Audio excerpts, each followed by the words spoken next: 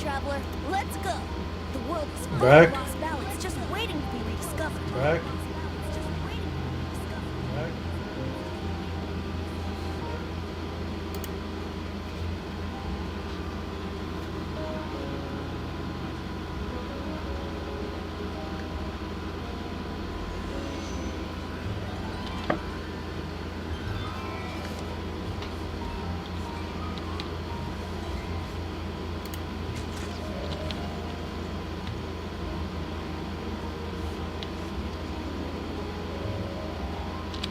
Thanks again, you two. I really can't deal with that lady.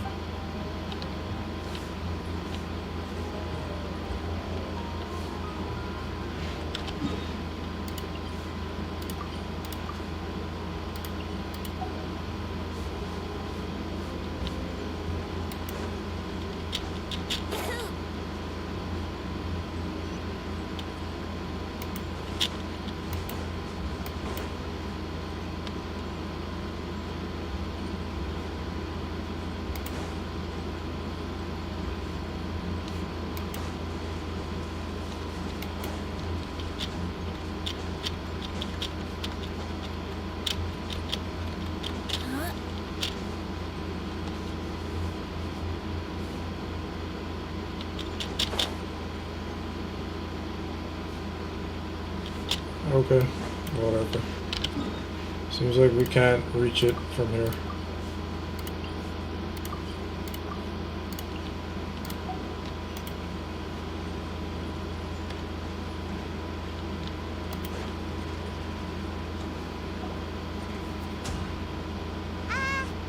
Hello? Is there anyone here?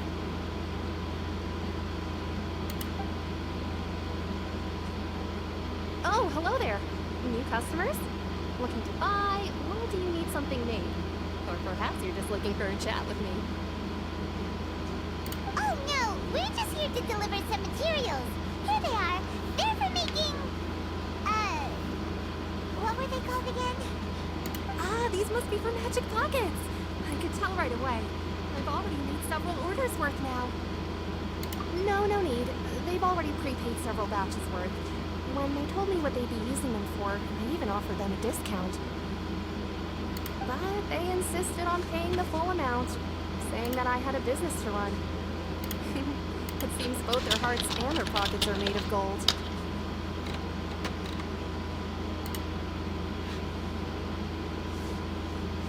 Wow. So, is Linny actually loaded? I can't say for sure, but who knows? Maybe there's good money to be made being a magician in Fontaine. Hey! Is this machine what you use to make stuff here? It looks really advanced. Why use your hands when a machine can do the work? It would be a waste not to use the latest technology, and wasting is a kind of crime. But where does a big machine like that get its power from? Well, it's a little complicated. I'm not sure I can put it in layman's terms for you. But basically, everything we usually use here in the city is powered by indemnitium. It's a type of energy that's produced from trials. Huh? How can trials produce energy? Well, I'm not completely sure of all the details myself, but basically, when a trial is in session, the Oratrice Mécanique d'Analyse Cardinale harvests people's belief in justice and converts it into energy to be used all around Fontaine. So that's what its other function is? I had heard that the Oratrice was created by the Archon to make judgments. But Paimon still doesn't get it. How could something unreliable like people's beliefs be turned into a stable power source for these machines?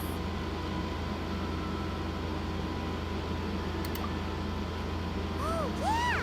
So that means the Hydro Archon relies on the machine to take the energy created by belief and turn it into power for all of Fontaine, right? Even though I've never heard anyone really put it that way before, it sounds like it makes sense.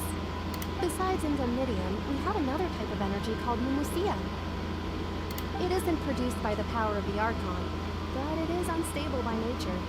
Even now, it still cannot be widely used by civilians.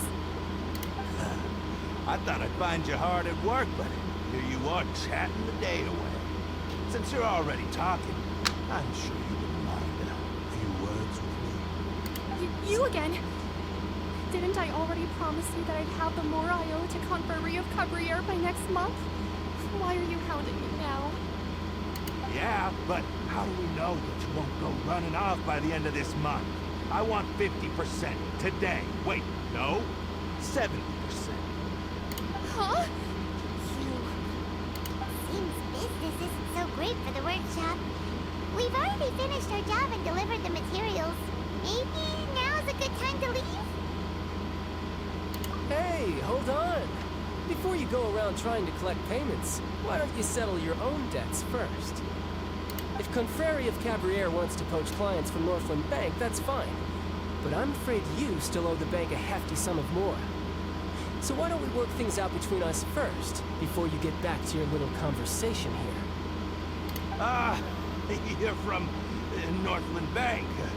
But we said we'll pay everything we owe next month. Why are you hounding me now? Traveler, Paimon! I didn't think I'd run into you here in Fontaine. What are the chances? We're surprised to see you too. What are you doing here in Fontaine? You didn't want to stay in Snezhnaya? Long story short, I've already been in Fontaine for some time now, and honestly, things have been pretty boring. But it seems that fate brought our paths together today. Not only will I have some good friends here now, the ones who always seem to find trouble. Either way you look at it, it seems things are going to get a lot more interesting now. Pretty sure we'd want to avoid anything that you'd find interesting. Besides, our trip here has gone pretty well so far. Right, Trevor?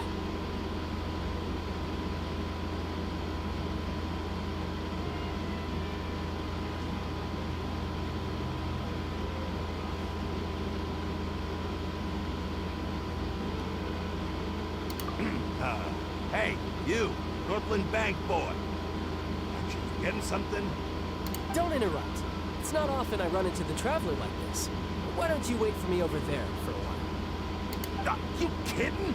Aren't you the one looking for us? You really expect us to sit and twiddle our thumbs while you catch up with your friends? Listen to me, boy.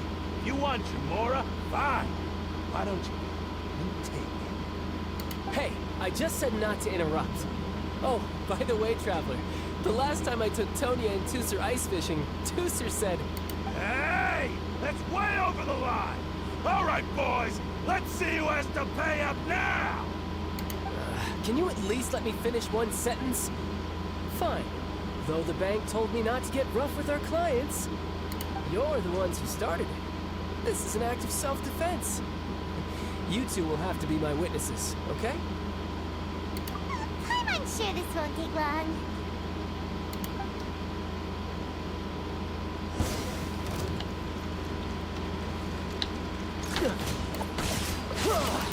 Shouldn't let your guard down.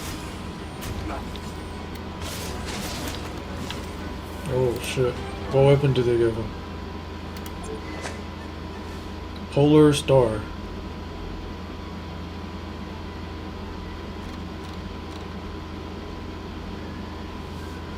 What artifacts? Oh, they stacked them out. Constellation. Oh, C6. No, C3. Fuck.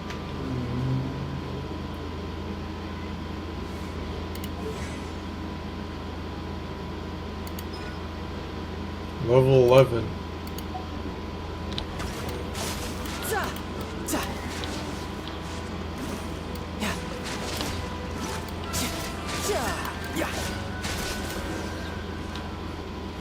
My child is stronger. Oh, what's your deal, Brad? How are you so strong if you're just a staffer from Snezhnaya's Northland Bank? Wait, don't tell me you're... Oh, now you notice. It's a little late, don't you think? Just make sure you understand that you don't mess with Northland Bank. Got it?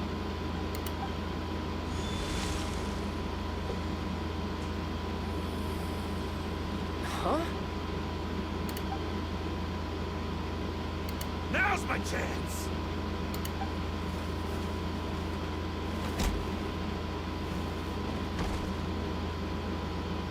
Huh. That was weird.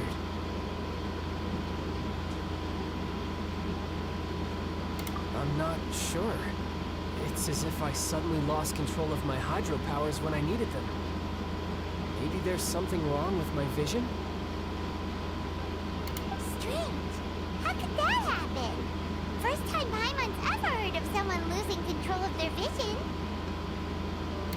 Never mind. It doesn't matter. If I want to stay sharp, I shouldn't be relying too much on my vision anyway. Besides, I always have my delusion in case I need it.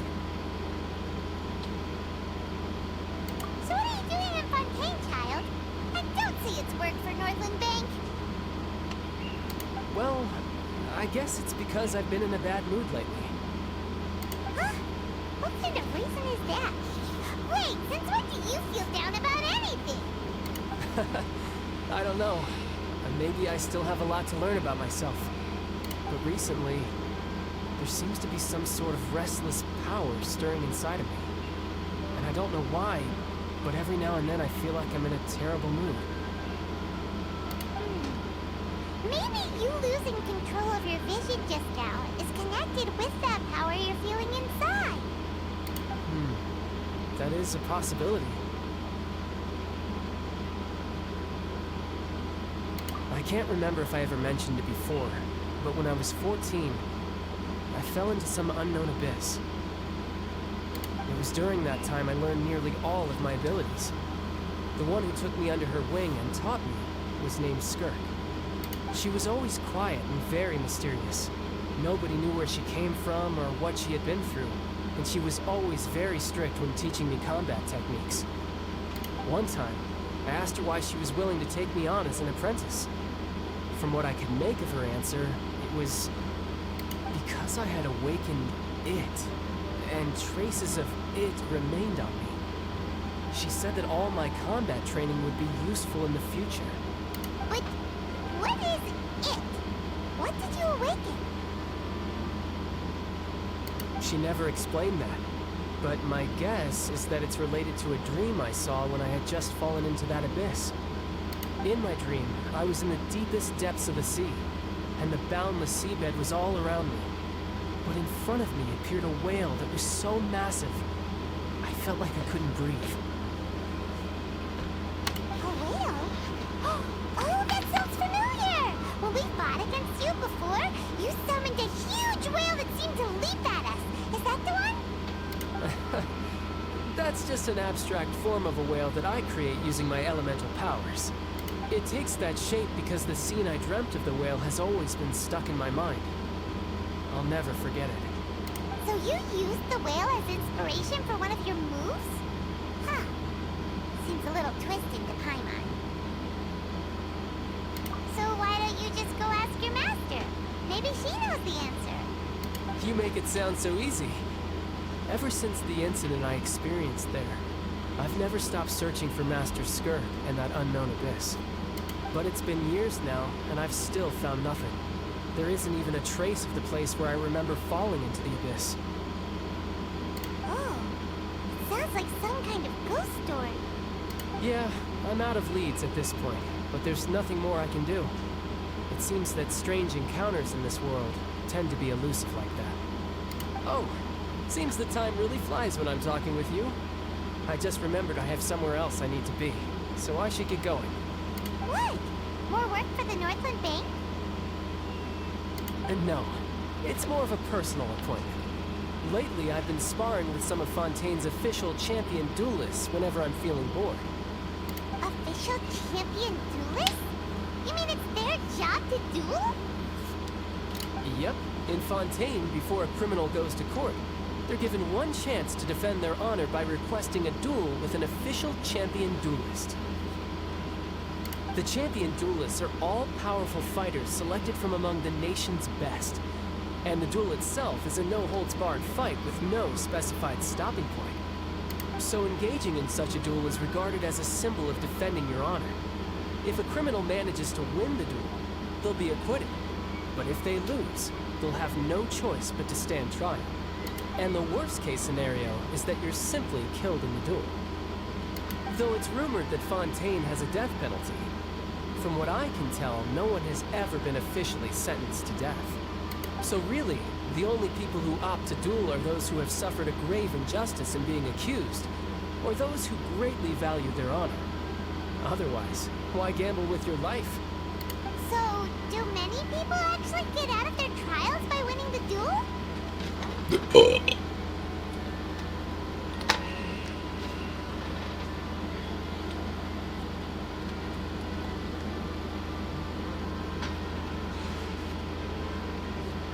Apparently, it's exceedingly rare for anyone to actually win.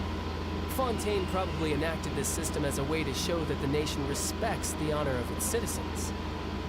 Besides, none of the champion duelists are to be trifled with, which is exactly why I was itching to face them as soon as I got to Fontaine. BRB.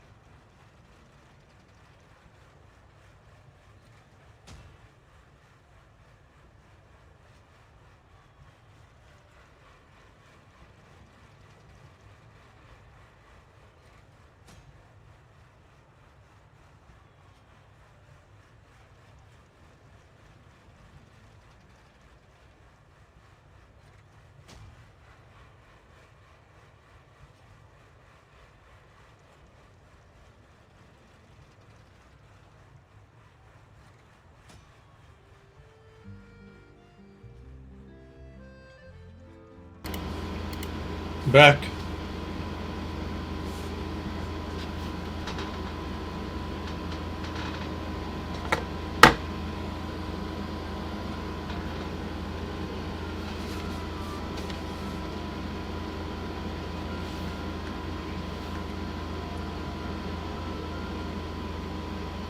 Apparently the one I'm meeting today, Clorinde, is the strongest of the champion duelists. I had been asking her for some time before she finally agreed to face me today. Well, that's child for ya. Paimon feels like we heard that name somewhere before. Clorinde. Huh. Oh, before I forget, I want you to have this. Huh? Your vision? You're seriously just giving it away? I'm just worried that it could become uncontrollable again. I'd be pretty upset if it got in the way of my duel, so I think I'll be better off without it for now. Besides, I just need you to hold on to it for a short while. I'll come retrieve it when I have some time later. Paimon knows what you're up to. You just want an excuse to come talk to us again, don't you? Whatever gave you that idea? I'll be in touch later.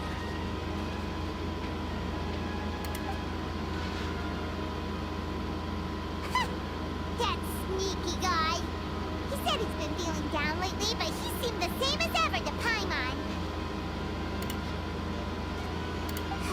Well, since we don't have much to do for now, we might as well walk around and see the city before Lenny's performance.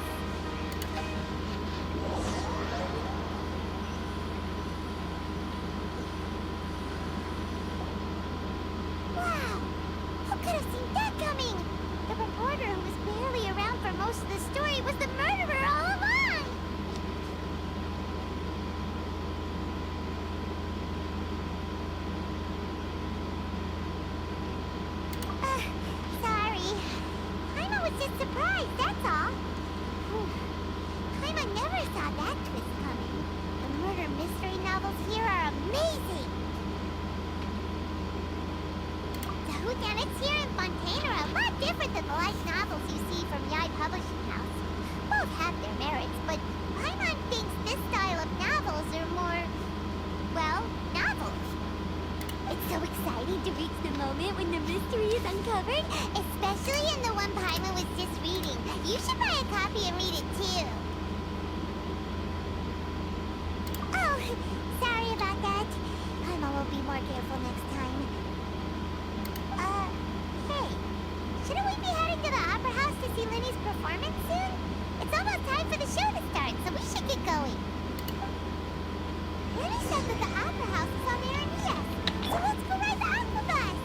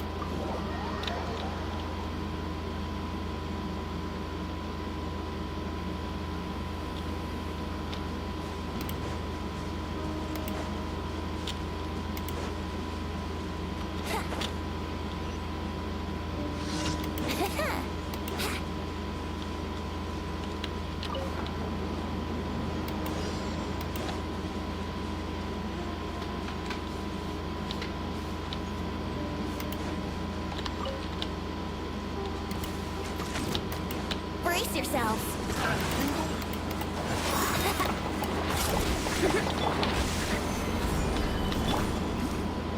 That tingle?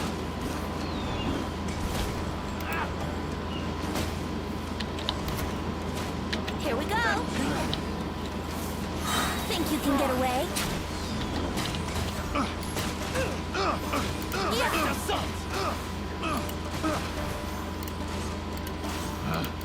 Pick the wrong test subject. Brace yourselves. Time for takeoff. Let's play. Finally.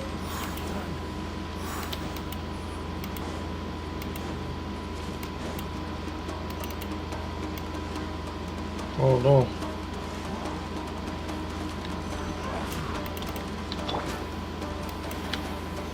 Stabilize. Brace yourselves. Ha, yeah. Think you can get away? Here we go. Yeah.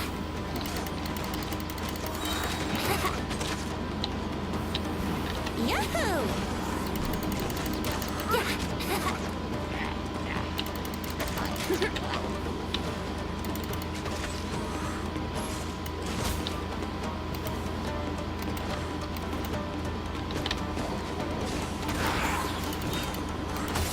Time for takeoff. Gather. Order guide you. I must leave no stone unturned, as a dutiful maid would. Yep. Yep. Yep.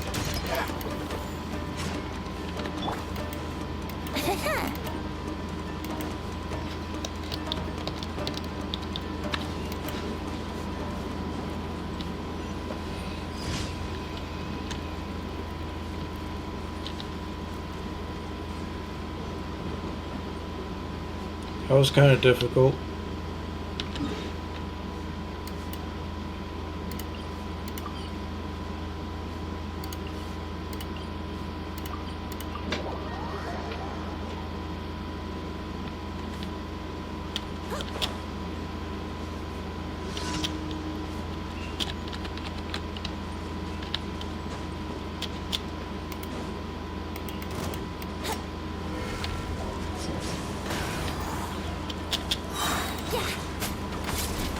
How rude. Stabilize. Think you can get away?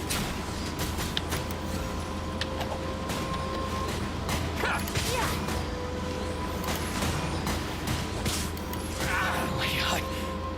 Yeah. To the ferry.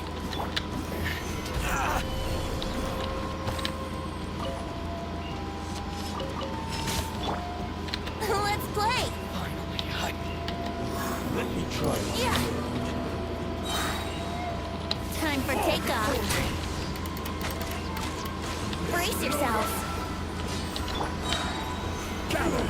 This is order. Fall before me. Think you can get away? Here we go. This.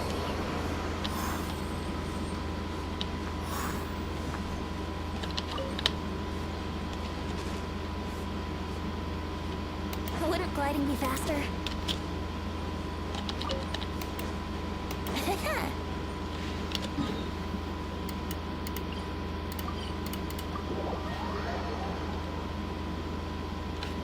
What happens if I give Venti?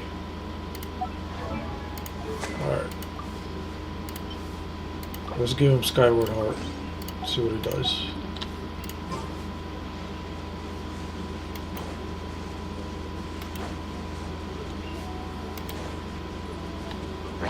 Yahoo!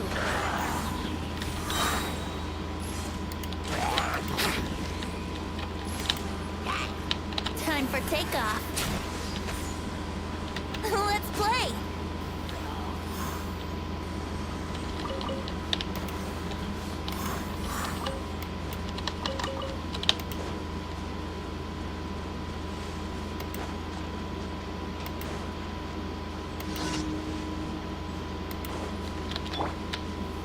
Stabilize.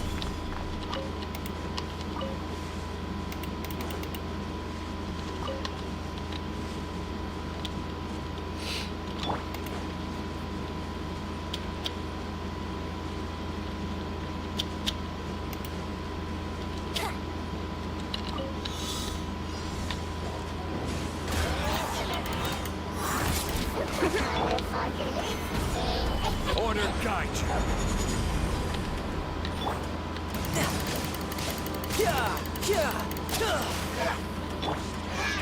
Yahoo!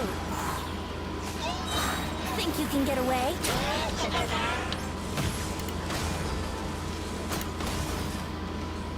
Yeah.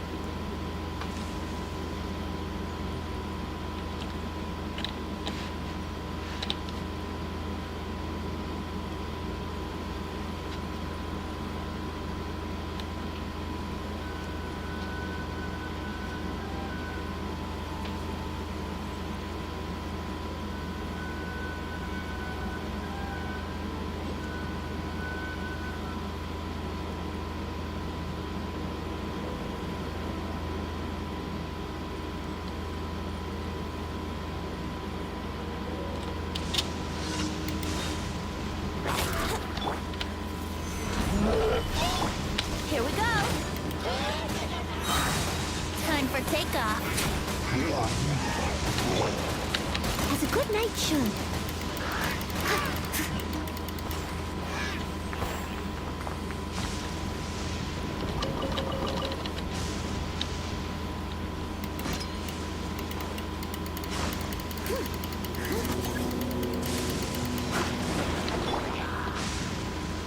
Yahoo! Solidified. This is order.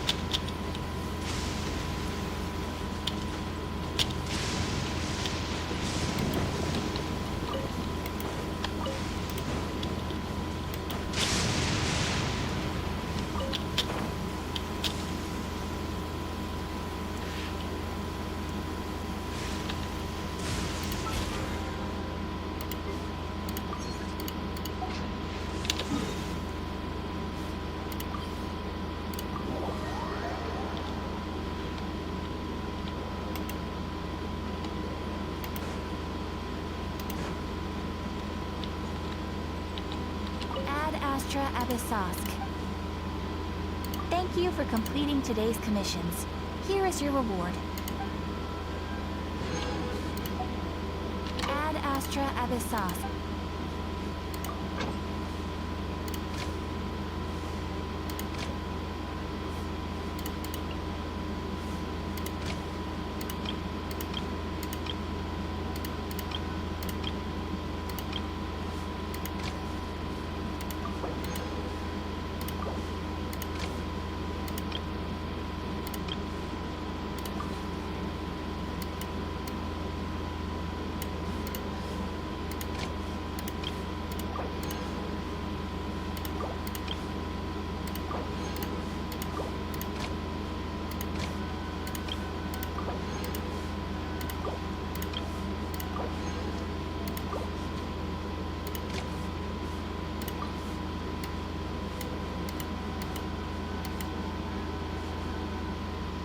Oh, I already have Lynette.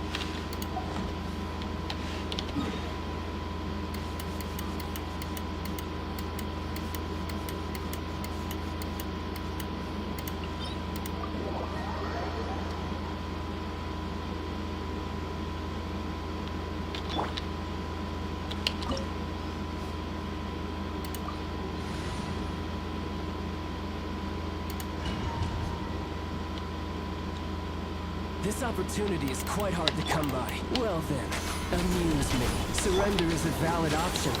I promise I'll be gentle. Brace yourself. Cowering already?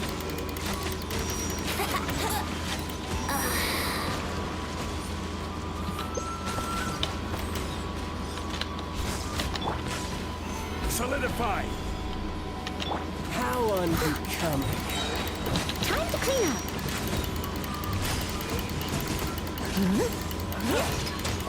You've made some progress. Not bad. You've got a trick or two. Stabilize!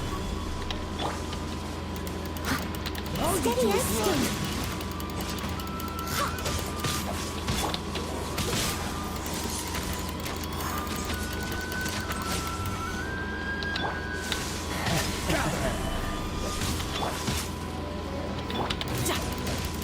Brace yourself. This is gonna hurt.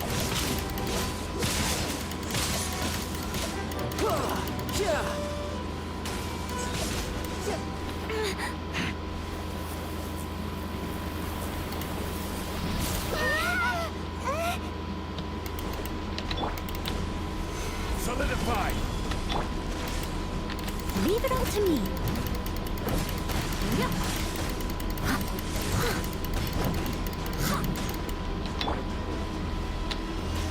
Stabilize!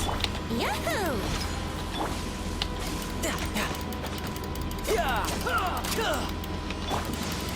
Here we go. Gather! I will have order! Yahoo!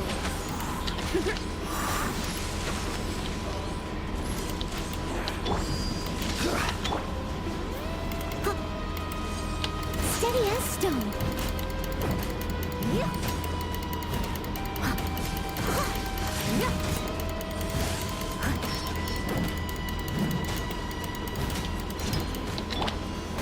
Solidify!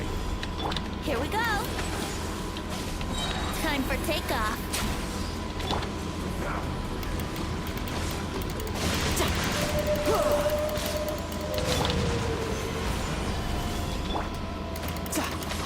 I must leave no stone unturned. Ha, yeah.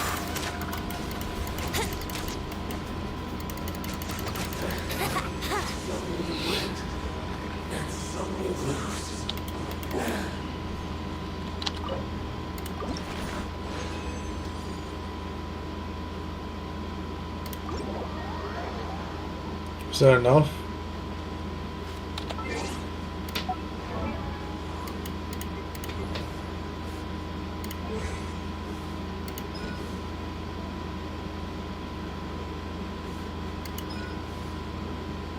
Damn it.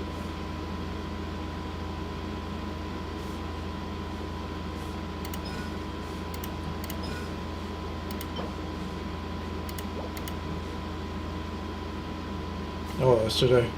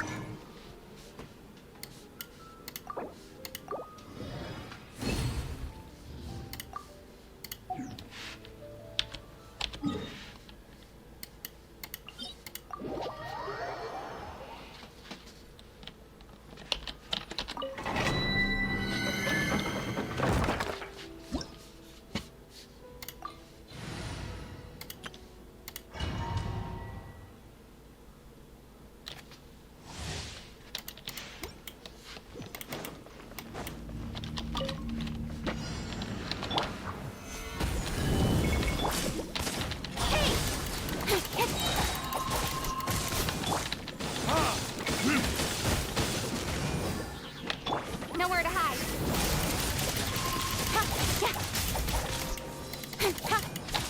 Speed of light.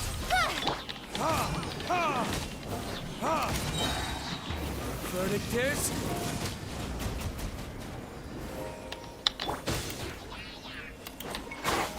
Stabilize!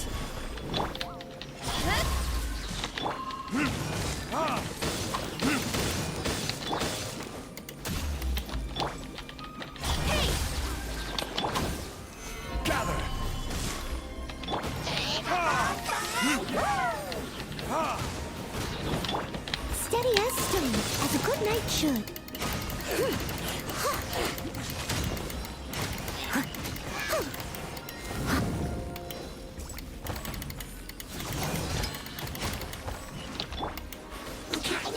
Stabilize. Don't blink. Huh? Burn.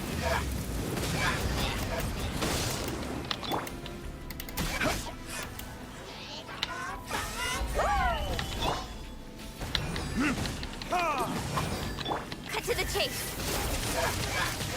Hey! Yeah!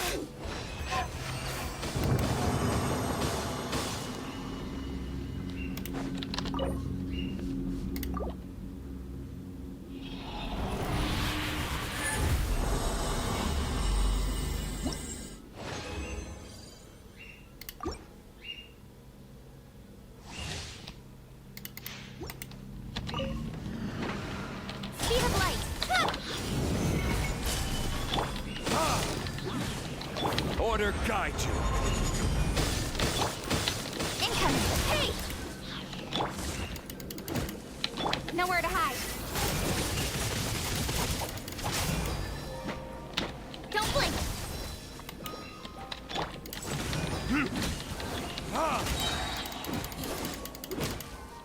Time for retribution.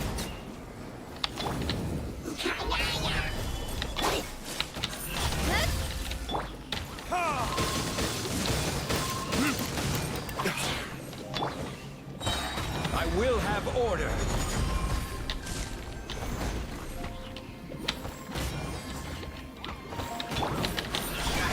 Cut to the chase.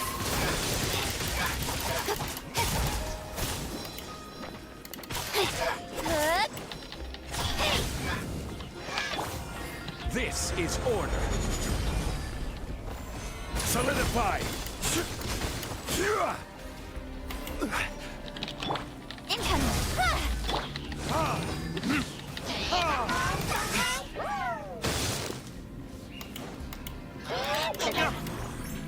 Burn.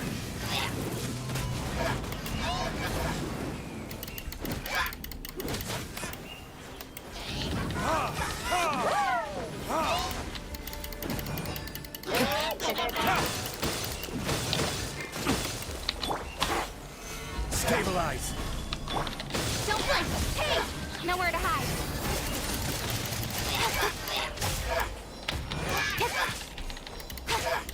Incoming.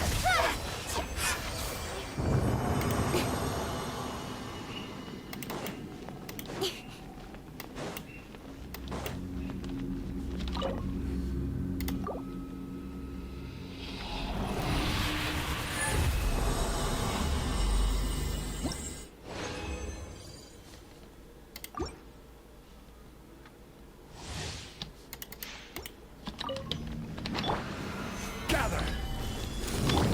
Speed of light. I will have order. Time to clean up.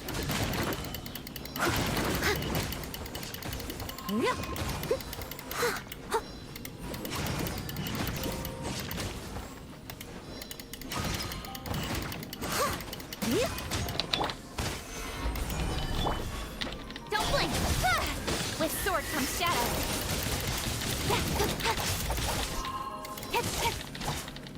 Speed of light.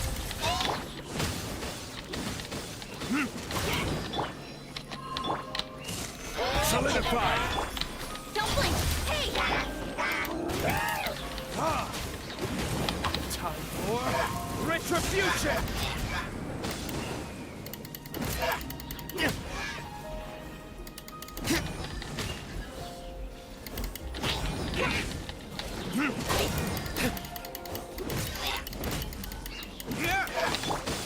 Gather. Order guide you. Cut to the chase. Speed of light.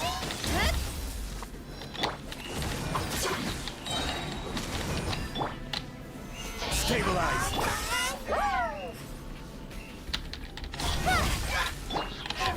Verdict is...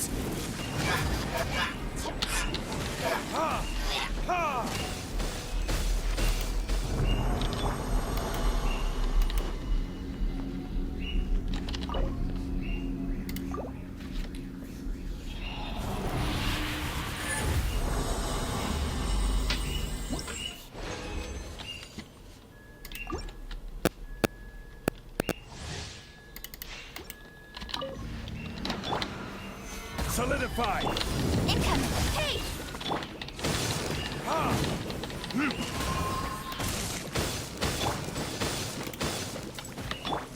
With sword comes shadow.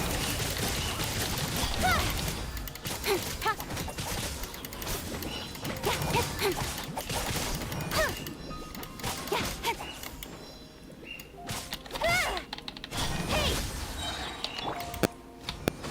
Stabilize! Speed of light!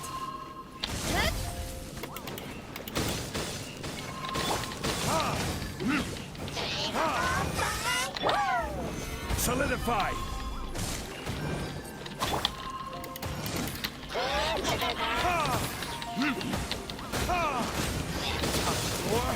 Retribution!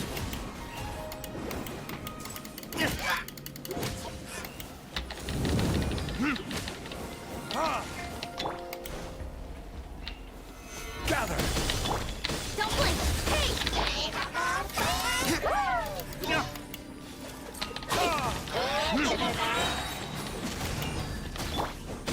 Nowhere to hide. Incoming!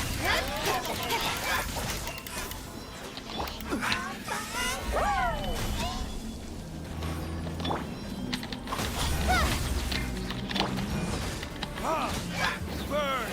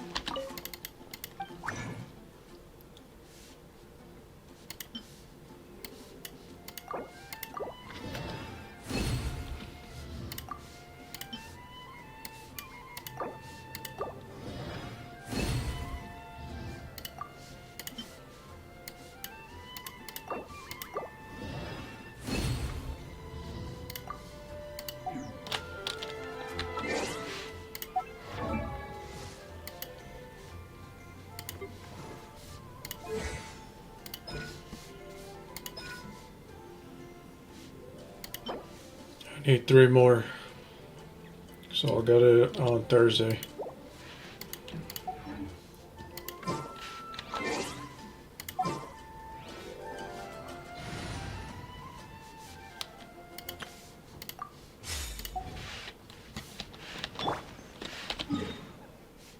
Okay.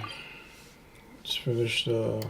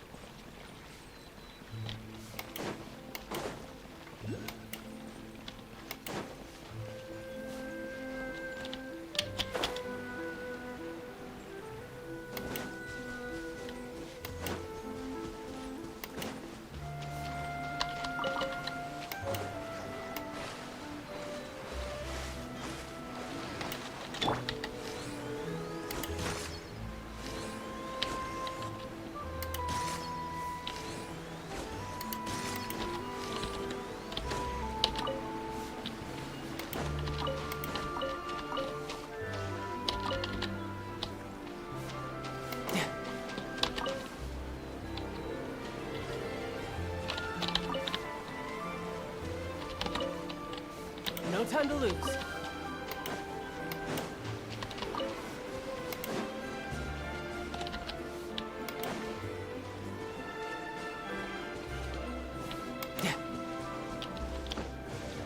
No time to lose.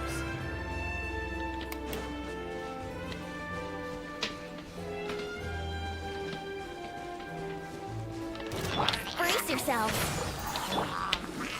Stabilize. This is order. Yeah.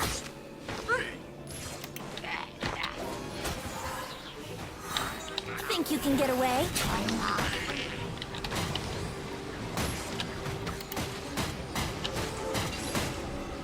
Yeah.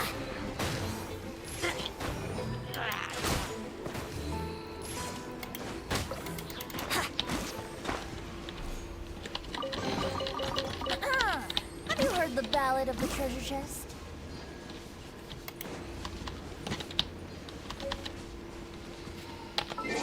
Alright. It's like... It's good, but... It's definitely strong on Venti, but I'd rather give it to Child.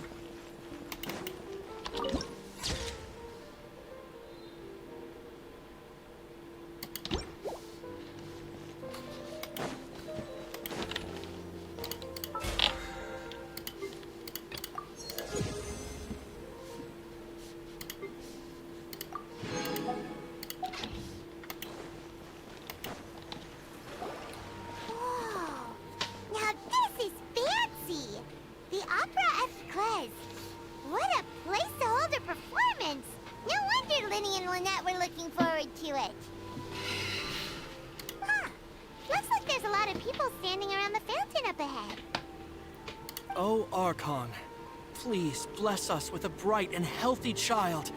We pray. I don't know why you always feel the need to ask so much. I'll be happy as long as our child is healthy and lives a peaceful life. I guess if they're our kid, then there's no doubt they'll turn out smart. Maybe this is one of the customs in Fontaine. There sure are a lot of couples here. Vache. What's wrong? Vache. Vache.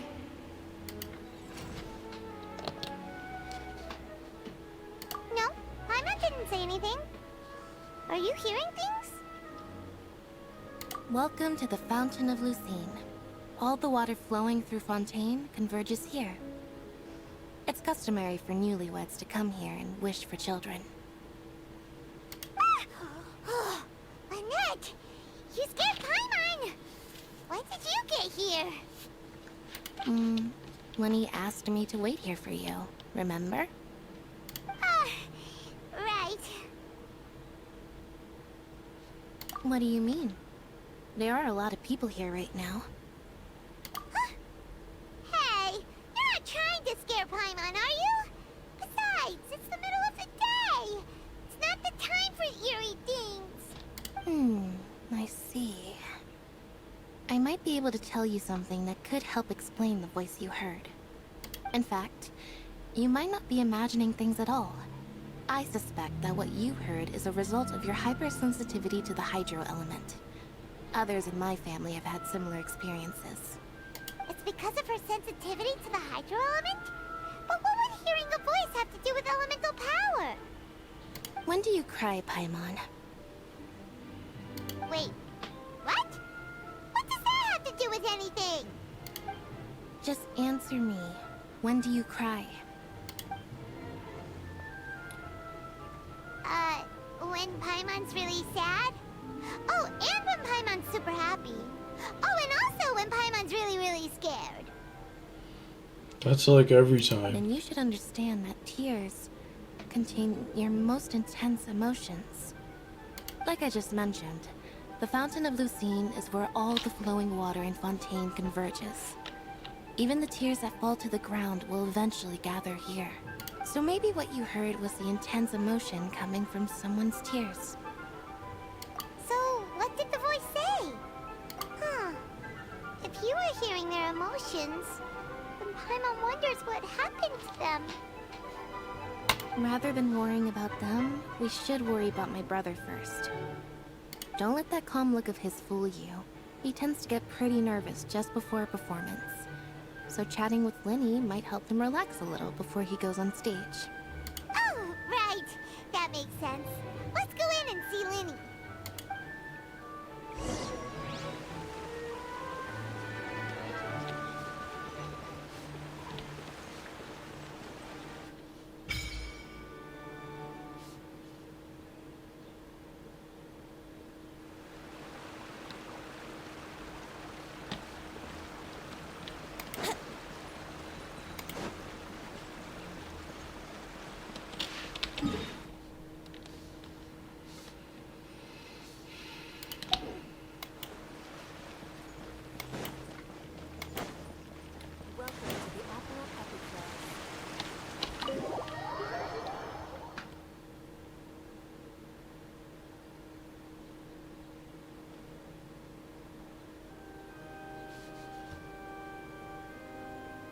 Traveler and Paimon, good to see you.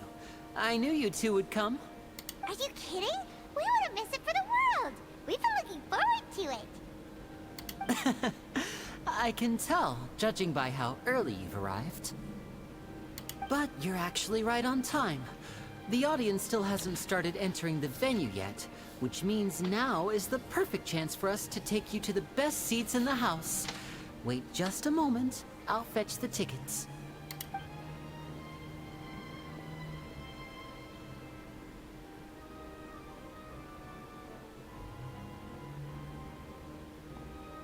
The Opera House has assigned seating, so you always have to make reservations.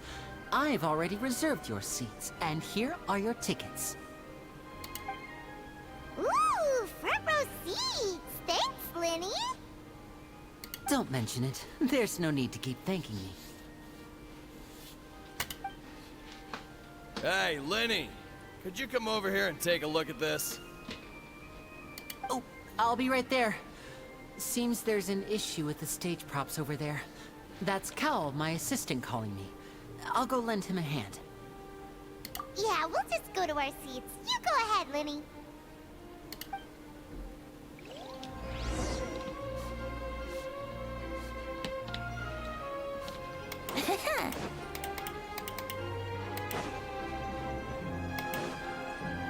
Wouldn't gliding be faster?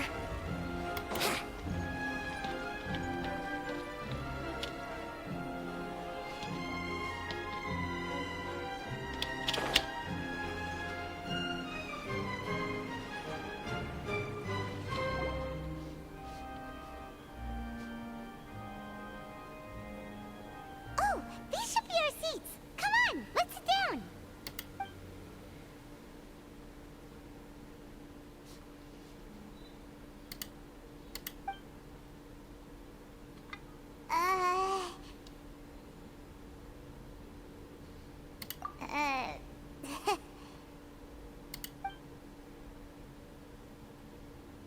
Hey, Traveler. Maybe we should strike up a conversation with the person next to us. Since we're sitting together and the rest of the place is practically empty still. It's kinda awkward if we don't say anything. Ah, you little... Of course you put this on Paimon. Excuse me, I did not realize you felt awkward. I am terribly sorry. I would be perfectly happy to chat with you if that is what you would like. Oh, so you heard all of that, did ya? Boy, you sure have good ears. Paimon thought she was keeping her voice down. Wait, that's not it. Paimon's sorry. Paimon's the one who was being rude, talking under her breath like that. So, let's talk, but, what should we talk about? Oh, Paimon's got it. You're also here early and sitting in the front. Are you a friend of Linny's too? A friend, you say? Well, if Mr. Linney would like to be my friend, I would be more than happy to reciprocate. Oh, so you're not friends with Linny then? Oh, this is getting more awkward by the second. Paimon nearly forgot to make her introduction. Nice to meet you. Paimon is Paimon, and this is the Traveler. We just arrived in Fontaine. It is an honor to meet you two. I have heard of your deeds across Tevat. And as required by proper etiquette, I will also introduce myself. I am... Oh, Monsieur Nervillet. What an honor it is to have you here to see my show. Ah, Mr. Linney. I should say it is in fact an honor for me to see your performance in person. Wait, Nervillet? Could he be... I saw you all chatting just now, but it seems you still don't know who Monsieur Nervillet is. Allow me to introduce you to Fontaine's Chief Justice. That seat is always reserved for him. It wouldn't be too much to say that he's the symbol of justice and honesty here in Fontaine. Ooh, sorry for being so rude just now. Paimon had no idea you were such an important person. No offense taken. Being Chief Justice is merely what I do for work. Nearly every person has their usual reserved seat, so I'm not so special, really. And by the way, I should probably let you know, even though I would prefer not to. There's someone sitting up there in the VIP seats that has been striking a pose for quite a while now. I believe she is trying to give you a most elegant and impressive first impression. So I think you should take notice of her sooner rather than later. Otherwise, she may become flustered.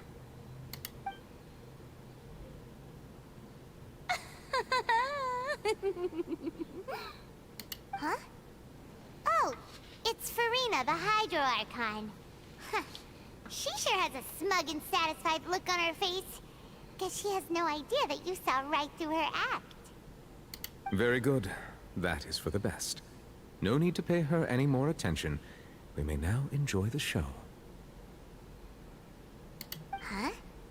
So is this what things are like between the Chief Justice and the Hydro Archon?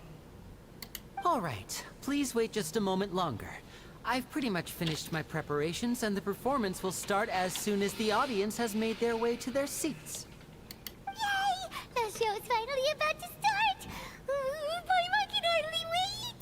Paimon's never seen a real live magic show before!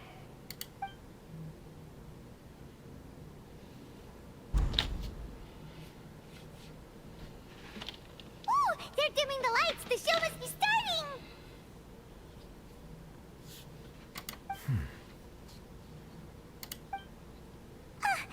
Sorry.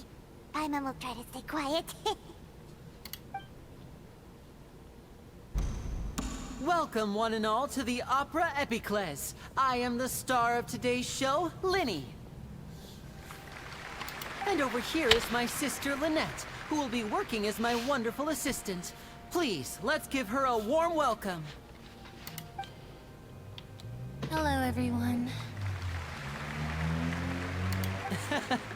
I know she may seem to be a little sleepy right now, but that's just a sign that she's nervous. Whatever. Now, some of you may be thinking, two vision holders who can freely manipulate elemental powers performing magic is not true magic at all. So, I would like to take a moment to assure you that elemental powers will have nothing to do with what you will witness on the stage today.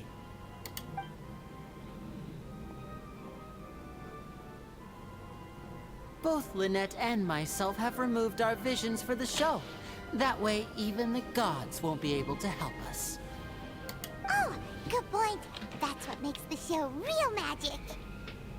Now, without further ado, let the show begin. Lynette will now exit the stage to make some preparations. I know you might miss her, but don't worry. She'll be coming right back on stage momentarily. Perhaps in an unexpected way. I'm sure she'll be stealing the spotlight soon enough. Oh, and before I forget, there's one more thing I should say. You never know what can happen in the blink of an eye. A magician's greatest skill is making things disappear or appear. The possibilities are endless.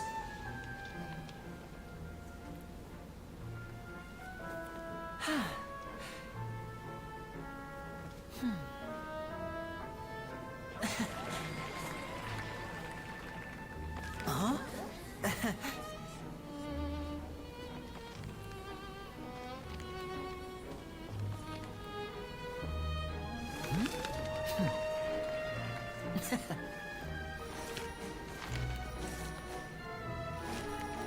But this isn't what you came for. These little tricks, you've seen them all before. So it's time for something truly extraordinary, don't you think? This one's a little tricky.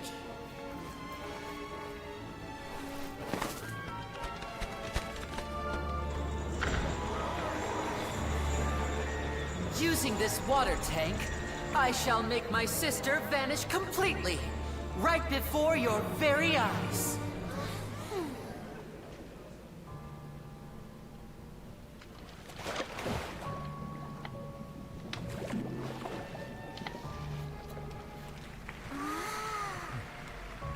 It's actually quite simple. She'll just turn into air bubbles and float right out of the top.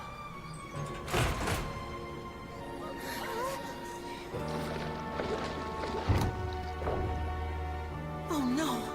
I told them to check all the props carefully. With the lid on, even air can't escape. An amateur magician would be getting very nervous right around now. Luckily, it's me on stage, so let me show you what a true virtuoso can do.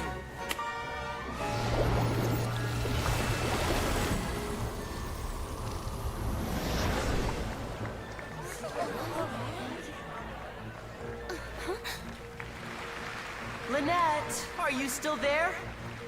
Don't go too far. We don't want to use up all our magic. Hi, I'm back. Uh-huh.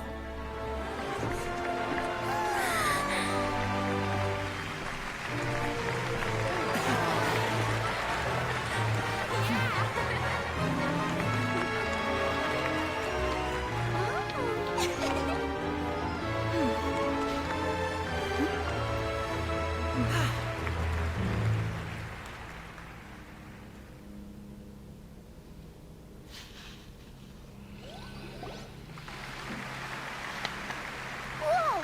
What in the world just happened? How did he do that? Hyman didn't see him do anything!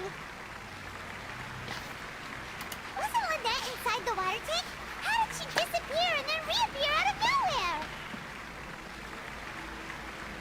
If we could see easily through his tricks, then that would mean that his skills are still lacking.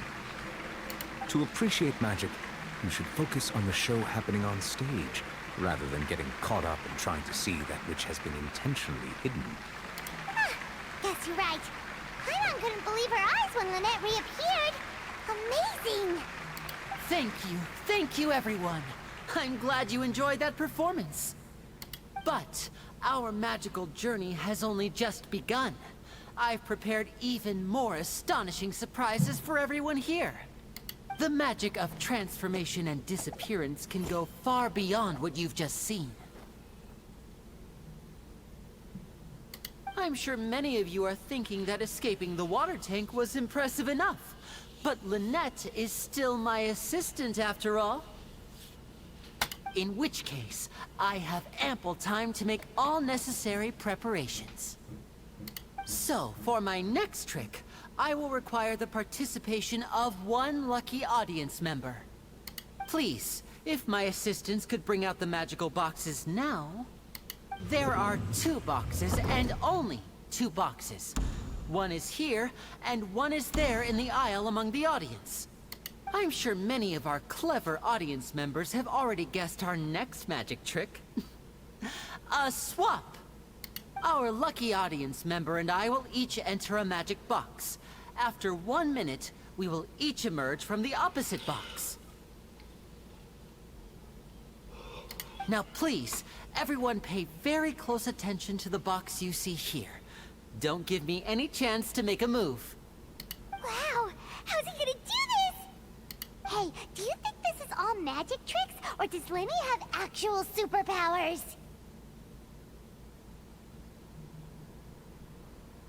The lucky audience member will be generated by this random number selector. It selects numbers entirely at random. Even I don't know who will be chosen to participate. Now then, let's begin.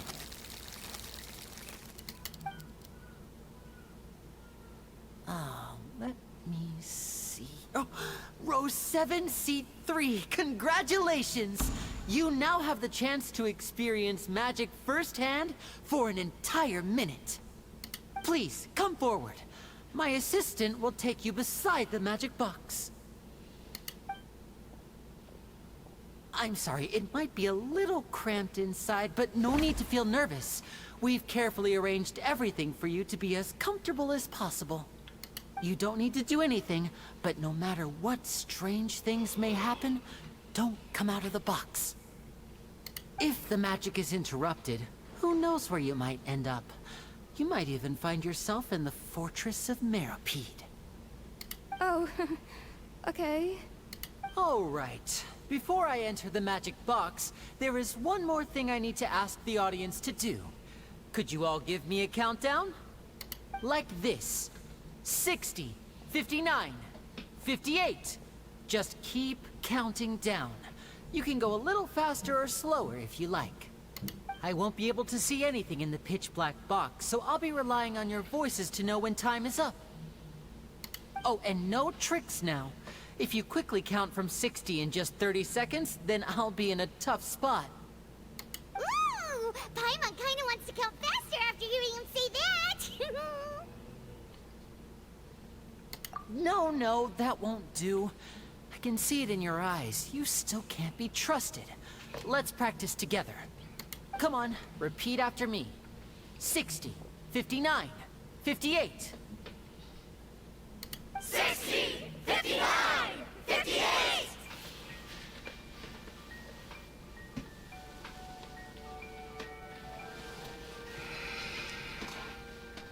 That's right, perfect. Keep it going. All right, I'll see you all on the other side once you've finished counting.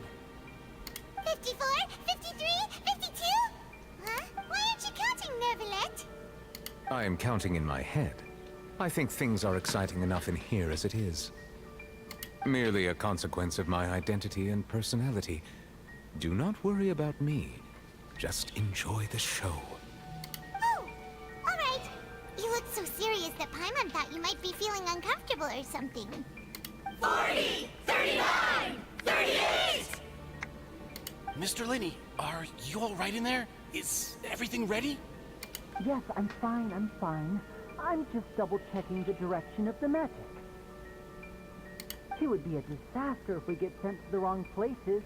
For example, mid-air right above the audience. Even though he's saying that, Lenny doesn't seem nervous at all.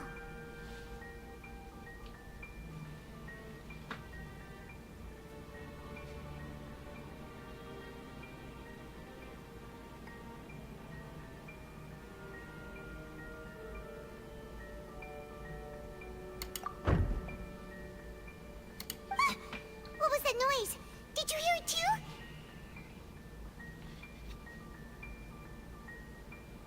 Not sure. Anyway, it doesn't seem like anyone's worried about it. 25! 24! 23!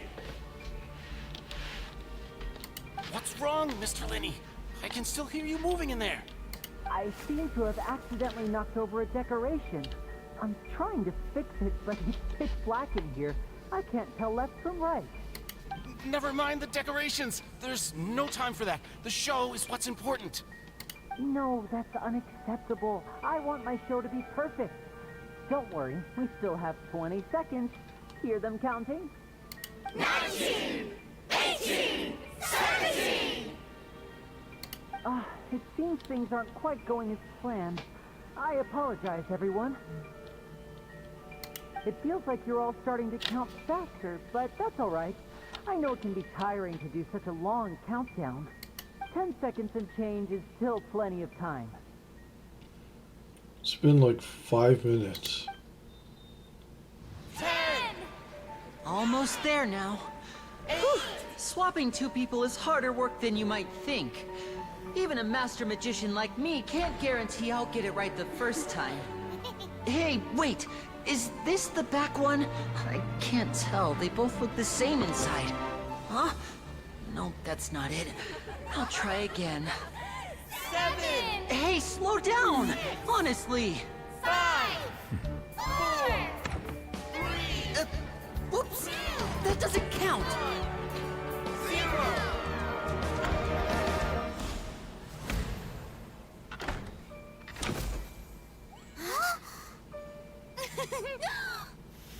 Ta-da!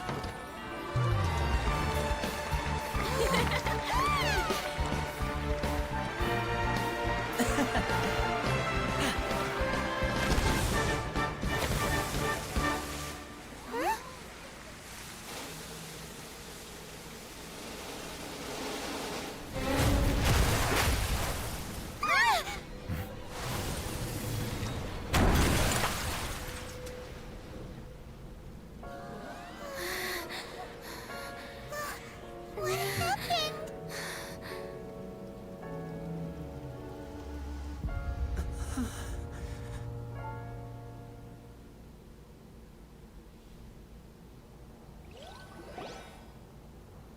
Huh? Is this part of the show? Mr. Lenny, you're going to use magic to fix the stage now, right? What happened? Oh no. Maybe this isn't part of the show. The girl was still in that box, right? This performance is over. Medical staff with me. Guards, secure the scene and detain all the performers. Seal the exits. No one is allowed in or out at this time. Yes, that's right. If this was just an accident, then we must investigate the cause. But if this was all part of some scheme, then those accountable will not escape the judgment of the God of Justice! No need to be alarmed, you two. We'll get to the bottom of this soon enough.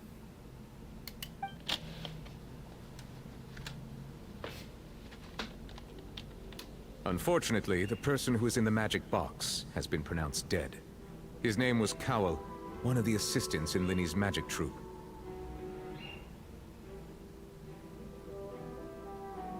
Apparently, the fireworks on stage ignited the ropes that were suspending the water tank, which then caused the tank to fall onto the stage. As of now, we are still not sure why we found Cowell in the box, rather than the guest from the audience. And after an initial search of the area, the guards have confirmed that the girl is nowhere to be found. It appears that this incident was not merely some mishap with the performance. And there are many indications that it is connected with the case of the serial disappearances of young women. The serial disappearances case? That's the case that Charlotte mentioned before.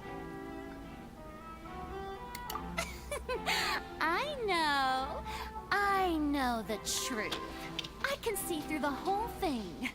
Really, using such a shallow and obvious mystery as his finale, did he really underestimate us that badly?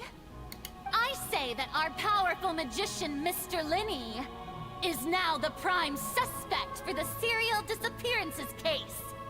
Huh? Why me? This whole thing was an accident. No, this all occurred during your magic show, did it not? The missing girl disappeared after being chosen, did she not? The deceased is one of your assistants, is he not? Now that I think about it, that whole speech about magicians making things disappear was nothing more than a provocation, a bald-faced challenge. That can't be right. How can Lenny do this? He was in the box on the stage the entire time. We can even hear his voice. Besides, before the show, he told us that he would like to catch the criminal behind the disappearances. He couldn't possibly mean catching himself. Save discussion for a later time, please. Lady Farina, May I assume that your comments just now constitute an accusation against Mr. Linney and his associates, and that you are pressing charges? Huh? I just think that he... Well, I think it might be a little early to talk about formally pressing charges. But what Lady Farina said just now makes perfect sense. Looks like she's gonna personally deliver justice. A kidnapping and murder carried out under the cover of a magic show. Lady Farina said it all. I mean, of course, my dear people. But what excites me even more than the obvious truth before our eyes is the opponent I'll be facing. That's right. I mean you, Traveler. You'll support Linney, won't you? After all, he was the one who helped you the first time we met. Then there's no problem at all. You know, the Traveler and I already had a duel the first time we met. But with Linney's help, our little duel ended in a draw. But draws really are the most boring possible outcome. So, no more draws. Between the two of us, there must be a clear winner and loser. And what better place to hold such a riveting showdown and decide the true victor than here, on the grandest of stages, the Opera Epiclese. It wasn't a draw. She obviously lost last time. I understand. Charges have now been pressed, and as such, a trial is in order. Well, Traveler, seems Lady Farina has set you in her sights. But putting her dramatic rhetoric aside for a moment, I would like to ask you, are you willing to act as Mr. Linney's attorney and defend him in this case? Very well. The trial will be held a day from now in the Opera House. Both sides may investigate the scene to build their cases and search for the truth. Linney and his troupe are all potential suspects, and shall remain within the Opera House. The audience may begin to leave in an orderly fashion once they have been cleared by the guards. A day isn't that long. Let's see what kind of case this big-shot Outlander can build in such a short amount of time. I'm really quite looking forward to hearing it.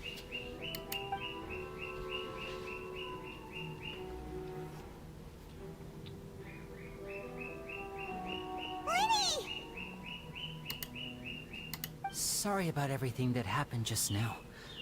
Were you frightened? Of course! Who wouldn't be scared after witnessing an accident like that?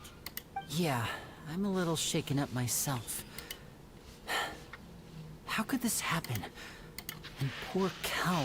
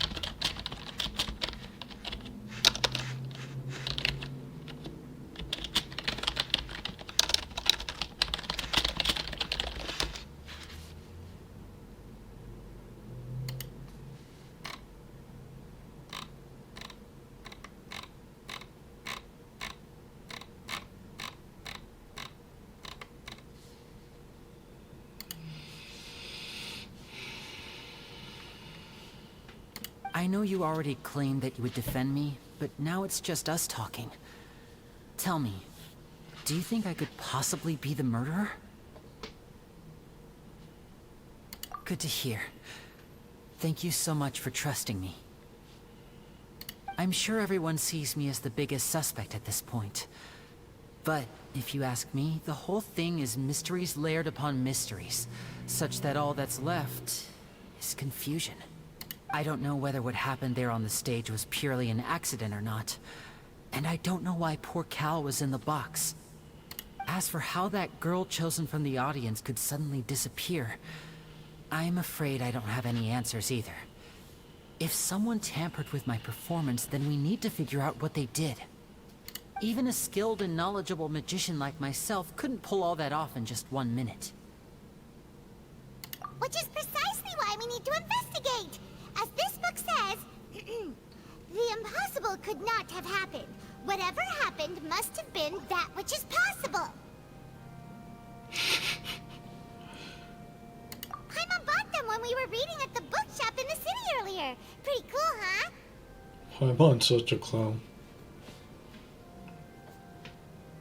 Don't worry, Paimon used her own savings to buy them. It wasn't from our travel funds. I think they look cute on you, Paimon.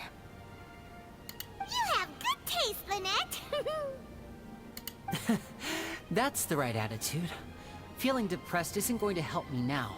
I need to get back to my normal self. But with the guards watching our every move, it's going to be especially difficult for Lynette and I to prove our own innocence. Good thing you agreed to be our attorneys. Thanks for that. We'll be counting on you. Yes, thank you so much. Yeah, just leave it to us. Oh, since we're going to start investigating, Paimon has a question first. Where did Lynette go during the performance? Oh, well, I'm afraid that would involve some of our essential trade secrets as magicians. The secrets behind our magic are past saving, Linny. I suppose you're right. The truth behind our tricks is going to be important evidence that will be weighted during the trial. 'Tis truly a pity. As a magician, our magic show is a work of art. We've poured countless hours and spared no effort in perfecting it.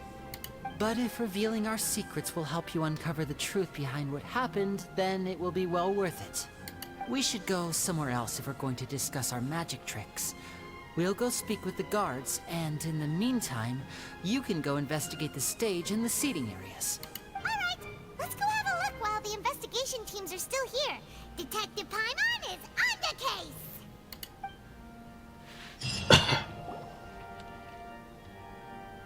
Hello, officer.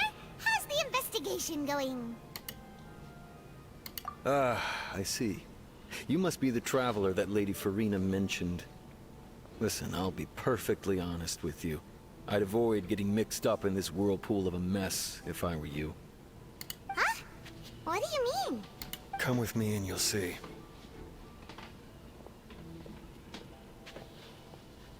The deceased is one of Linny's assistants, named Cal. Even though he hadn't joined the troupe long, he was hardworking and everyone generally liked him. The assistants are usually in charge of setting up and inspecting the props, as well as assisting with the show and keeping the crowd engaged. As you probably saw when you were in the audience, the water tank suddenly fell and smashed the box with Cowl inside it.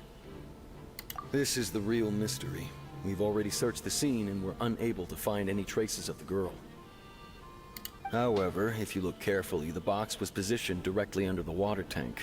The ropes holding the tank were then burned by the pyrotechnics on stage, causing them to snap. All these factors lining up so perfectly makes it hard to see this as a mere accident. If anything, the more logical explanation is that the whole incident was intentionally planned, and Linny is the most likely person to have access to all these areas. But he doesn't have a motive! Are you both good friends of his? Well, you can't say we're good friends, but we've known each other for a little while. So in just a short time, he was not only able to win your trust, but even convince you to act as his attorneys. I know there's no such thing as magic.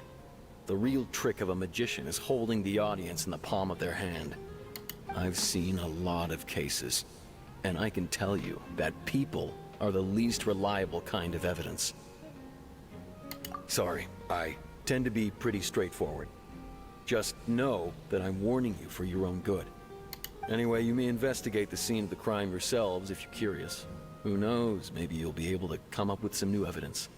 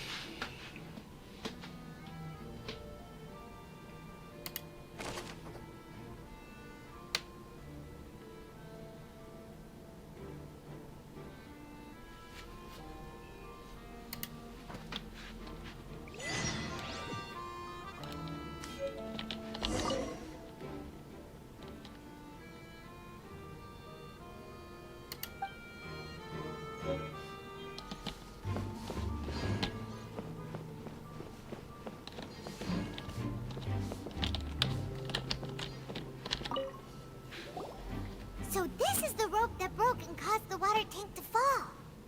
The rope looks pretty durable. How can it be burned through so quickly by fireworks?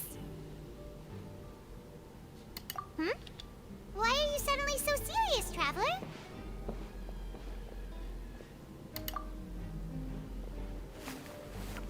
Whoa.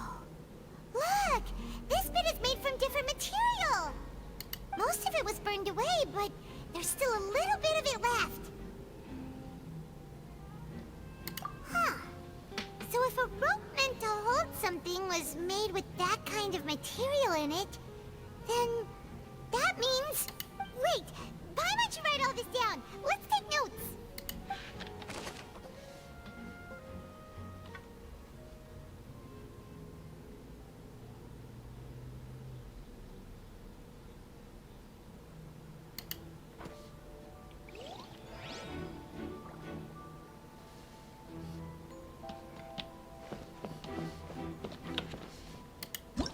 Whoever the murderer was, they must have made preparations well beforehand.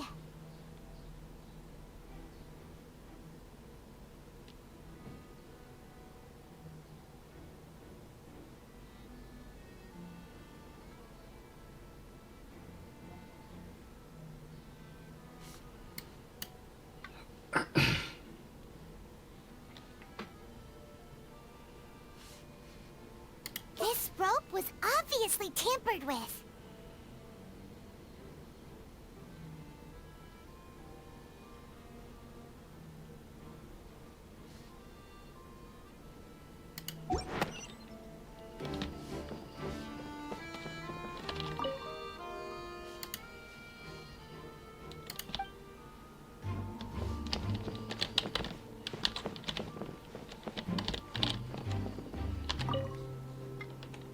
Go ahead, have a look around. In the end, we're both after the truth.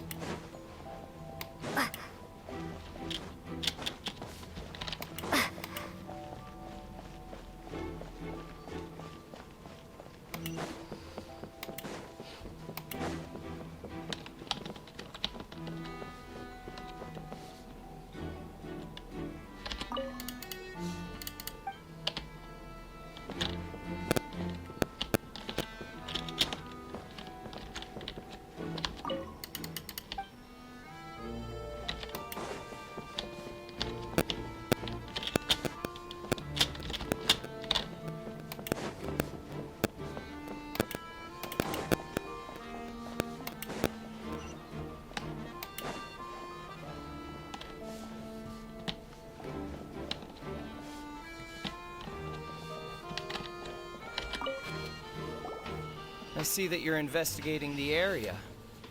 Well, it just so happens that I'm interested too. If you find any new and interesting leads, be sure to share them with me, all right? We don't have too many thoughts yet. Then why don't I tell you my hypothesis first? The way I see it. And I'll start it with that loud thud. The thud? Oh, you mean the sound that happened during the countdown? Yes, exactly. It wasn't terribly loud, but I suspect that most people heard it. It's just that everyone was awaiting the results of Lenny's trick with bated breath, so no one paid it much mind. But now that the incident has happened, the thud has become an important clue.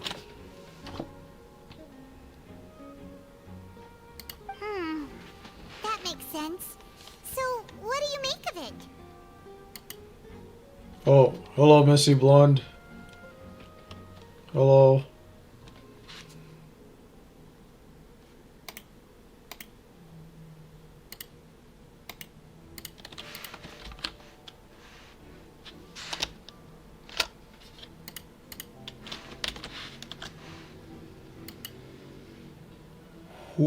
Hui. Hi, Kapu. Hello, welcome.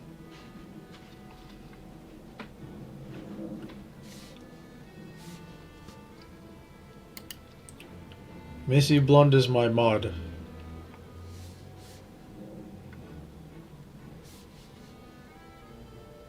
I'm of the opinion that it may have been the sound of Lenny's accomplice.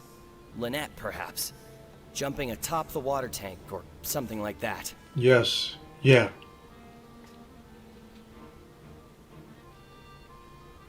Can you hear me? Is my mic too loud?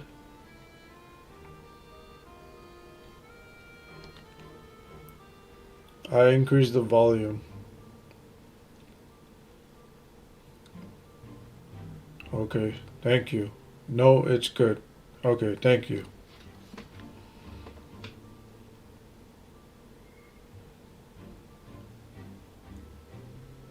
And when the pyrotechnics went off, she cut the rope, sending the water tank crashing down. Smiley face with sunglasses on. Here, I typed it back. Cool face. Wait, wasn't the noise we heard too loud for that? Perhaps the balance wasn't right, leading to a particularly rough landing.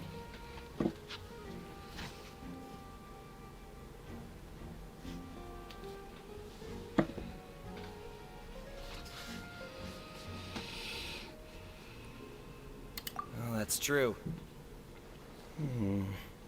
I suppose I must reconsider. That does remind Paimon, though. What was with that sound?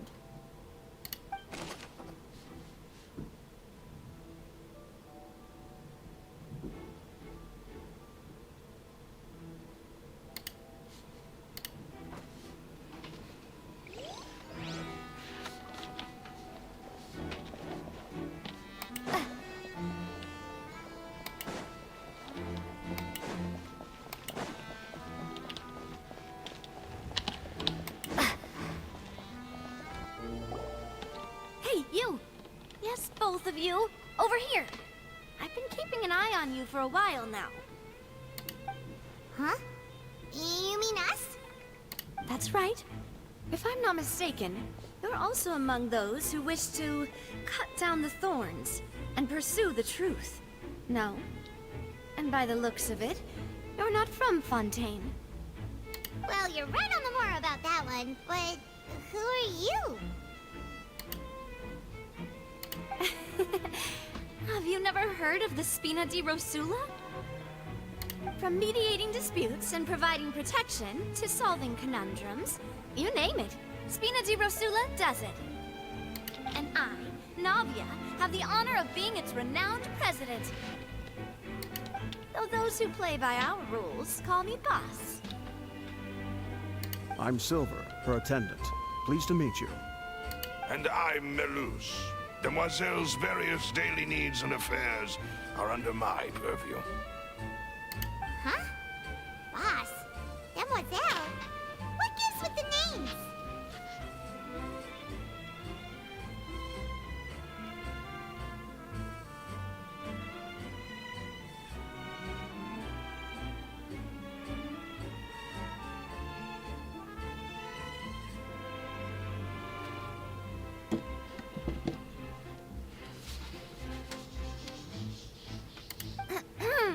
Well, I am the second generation president.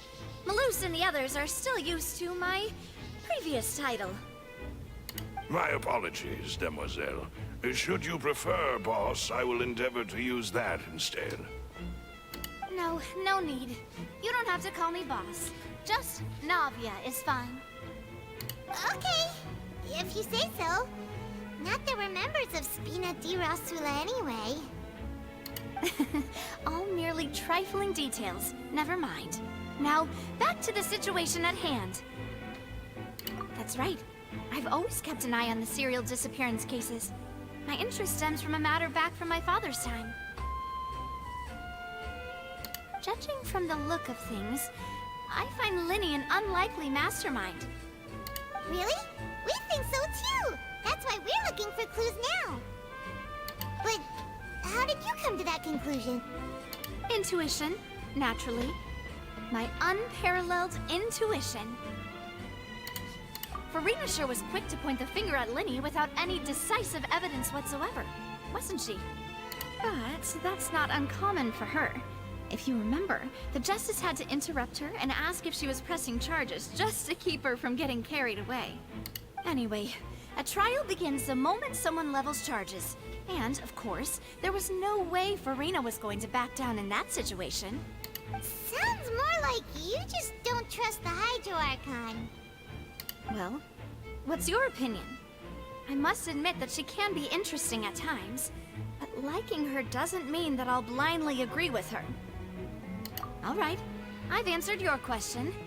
Now, it's time you answer mine. Wait a minute, did that answer count? Well, I say it does. But don't worry, you won't hear any pointless questions from me.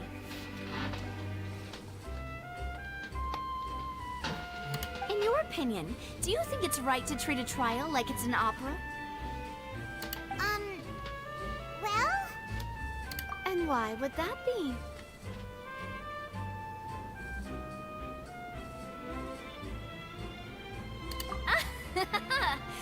See, Silver and Malus? I told you they'd be different. Most astute of you, Demoiselle. I, too, think that the Traveler's response was most excellent.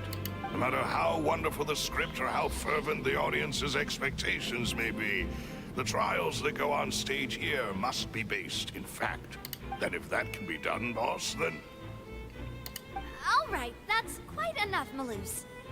Anyway, I like your answer. You passed with flying colors. Now, I need to make some preparations, following which our joint investigation shall commence. You two shall be my assistants. Wait! Since when did we become assistants? Hmm? Oh, well, I can be the assistant. Sure. Or your companion, if you like. I'm really not that fussy. That's more like it. Far be it from me to brag, but I believe that Demoiselle's intuition will be instrumental in uncovering the truth. You wish to save a friend from false accusations, and we wish to unravel the disappearances. In this sense, our goals are aligned. You have a point.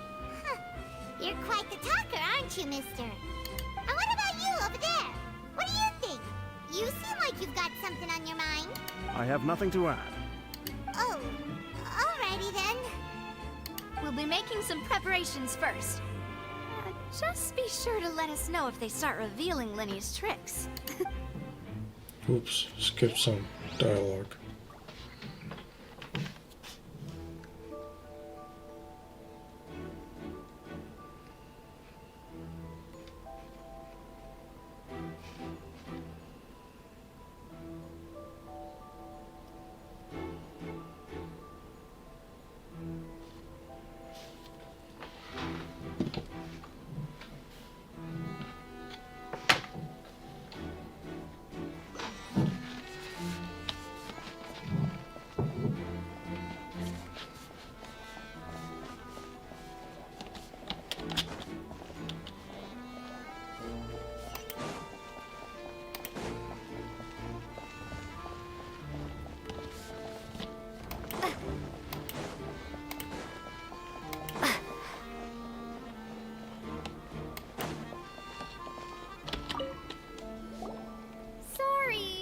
No one can freely enter or exit the Opera House at the moment. If you wish to leave, you must register your identity with us first. No, we're not leaving. We're representing Linny and Lynette as attorneys, so we're investigating the case. Were you always guarding this entrance? Yes. After the Chief Justice gave the order, everyone coming in or out must undergo a strict inspection.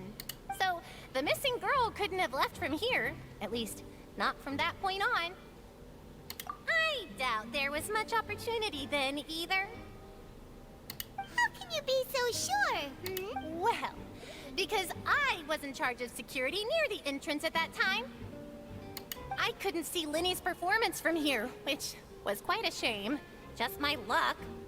But still, I did not abandon my post. And I stayed put no matter how loud the applause was. If someone had so much as even approached the door, I would have noticed it, let alone if they had tried to leave. We Melusines are good at that sort of thing, you know. So, it's safe to say the girl couldn't have left through here. Alright, thank you for your help. This will be useful info.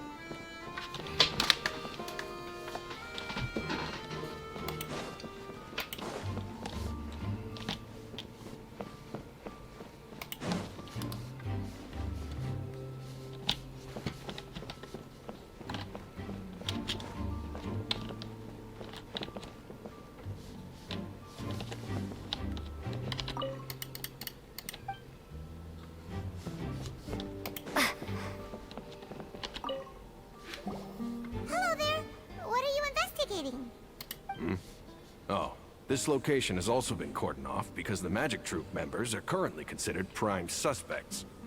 The investigation team is still collecting evidence. The seats were all booked in advance, so we were able to deduce the missing woman's identity by checking the guest list. Sure, it's not like this is confidential information. We will publish it later anyway when we petition the public to help us find the missing person. Her name is Halsey. She's a painter from Fontaine who's made a bit of a name for herself. Apparently, she wasn't a regular at the Opera House, but she'd been feeling some pressure with her work lately, which made her decide to come see the magic show. The Magic Troop members all claim not to know her. We have looked into her social connections. It seems that she has no personal grievances or conflicts of interest with the suspects. Simply put, she wasn't related to the Magic Troop at all, which matches the features of the previous serial disappearances. Were the victims of previous cases also chosen at random? That's how it seems to us, in any case. Apart from the fact that they were all young women of around the same age range, there really weren't any other connections between them. Okay then. No need to be so formal. If you do happen to see the missing girl, please be sure to contact us. It is of utmost importance that we get to the bottom of these disappearances.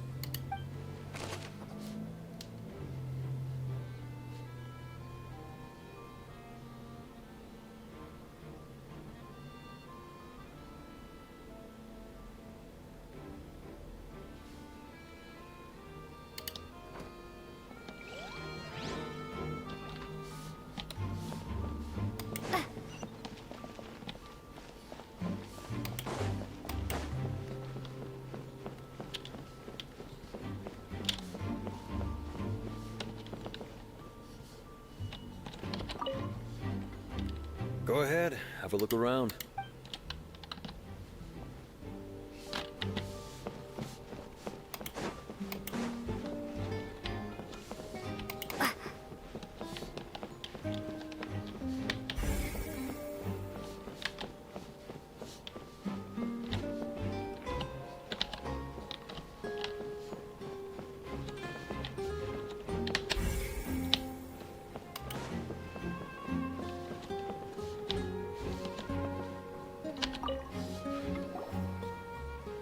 The investigation team has some new findings. Turns out there's an issue with the random number selector after all. See, I told you. What if the machine picked some big guy's seat? You think the murderer would have still made his move then? Sorry to interrupt, but we're helping Linny and Lynette with their side of the investigation. What were you saying about the number selector? There's something wrong with it? You're trying to help them? That'll be a tall order. Lenny used the machine to pick a random member of the audience during his performance, right? The lucky girl that later disappeared. Well, we thought there might be a serious problem with the machine, so we had it taken away for further inspection. It turns out that the seat number it picked wasn't random at all. The machine picks that same number every time. I'm sure you already know that you have to make a reservation in advance to get a seat, regardless of whether it's a trial or some performance. In other words, Linny knew who would be sitting where from the very beginning. That much checks out. Linny reserved our seats for us, too. Bet you see why I was saying it'd be tough to make a case for Linny. Even though it's bad for Linny's case, Paimon had better write it down.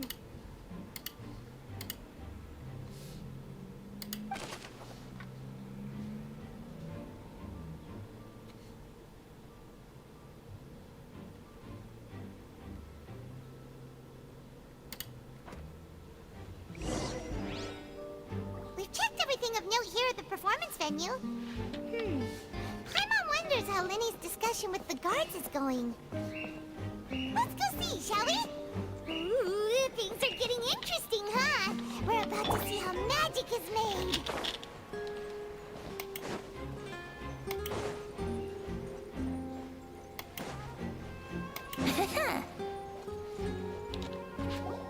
Understood. Then I will be going with you. Just so you're aware, I will be monitoring your actions and making notes as necessary. Very good. Thanks for being so agreeable. I'd pull a rose out of my hat as a gift for you if I could. You may spare the pleasantries. I'm just doing my job. You've arrived. Who's this? Me? I'm Spina di Rosula's guardian angel. If you've got a problem, I've got the firepower. Sorry, I got a little carried away there. Call me Navia. I'm a partner of theirs, and we'll be helping investigate this whole situation. And these are my companions. Would you mind if they join as well? Fine by me. Oh, new helpers? I would be most grateful. Well, let's just say we're tagging along. It's not every day you get to see the secrets behind magic performed on such a large scale.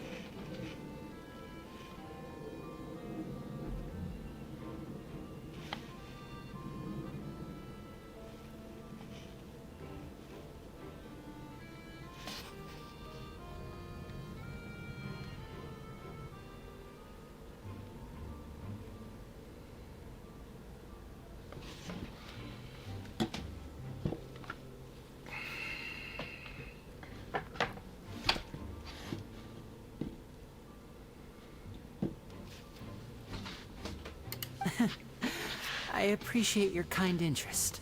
Come with me. We'll be heading below stage. Huh? Below stage? Yes, a world of secrets is hidden beneath this magic box, prepared specifically for this switcheroo trick. But before I reveal everything, you should have a look first. Notice anything strange here?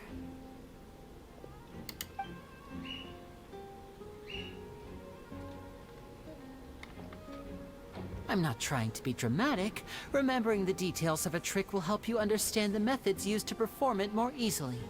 Huh. Weren't there balloons and other decorations here? Where did all that go? Ah, good eye. That said, you're still far from discovering the answer.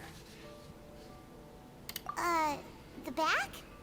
You mean the inside of the door? What's different about it? Paimon didn't notice anything.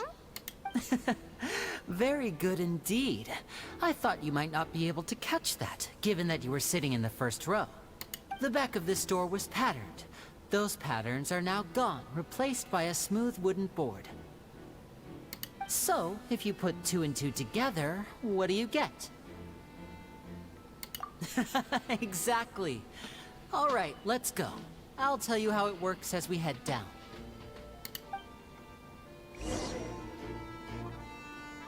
Oh, so there was a passageway under the magic box! I knew you'd figure out most of it as soon as you saw this place. The 2 magic boxes are positioned right above the 2 entrances of the tunnel. See this flatbed trolley?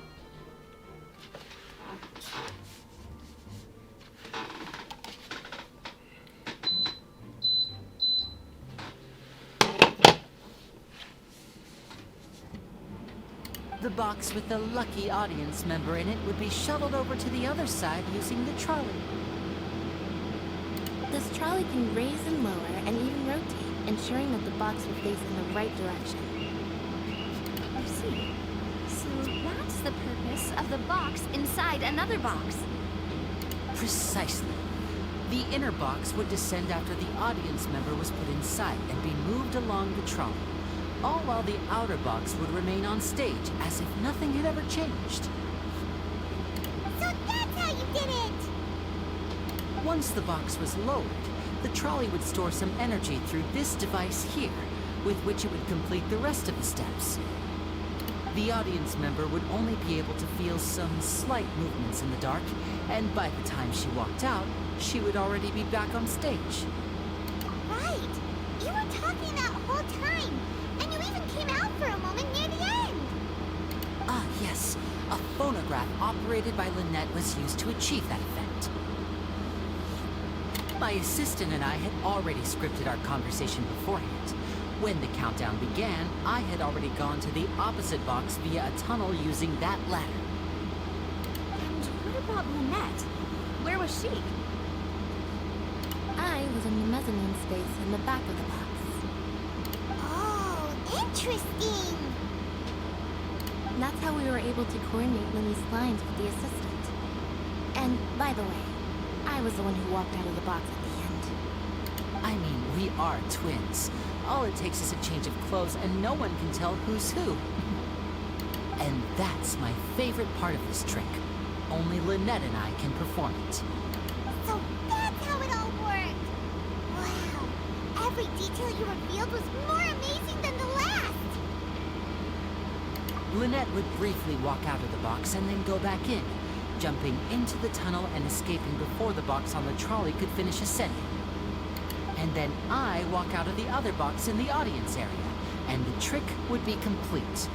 The operative word here being would.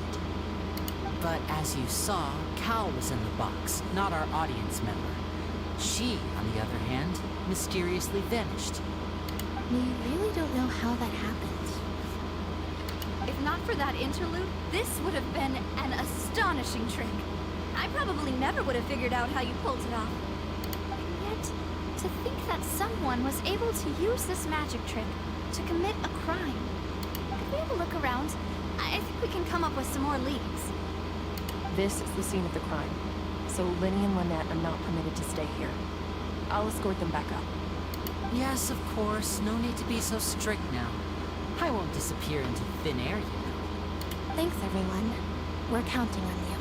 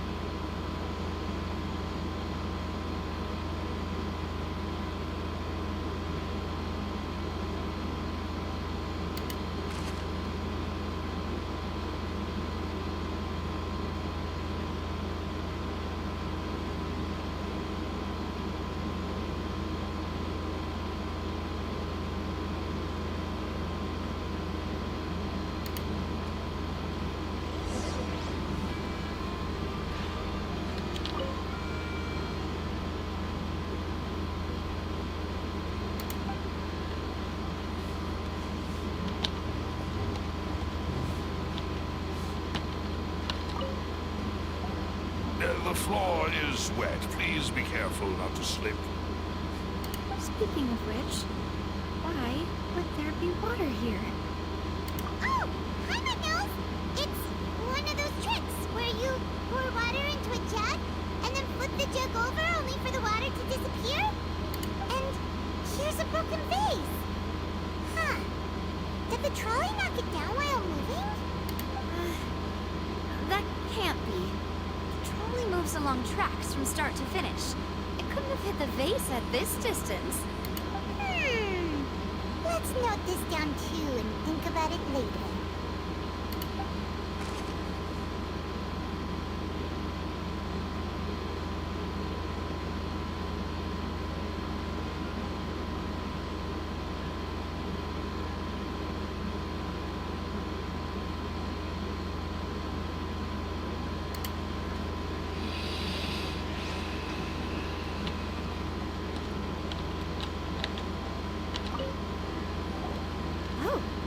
These are the clothes that the lady chosen from the audience was wearing, right? Her clothes are here, but she's nowhere to be found.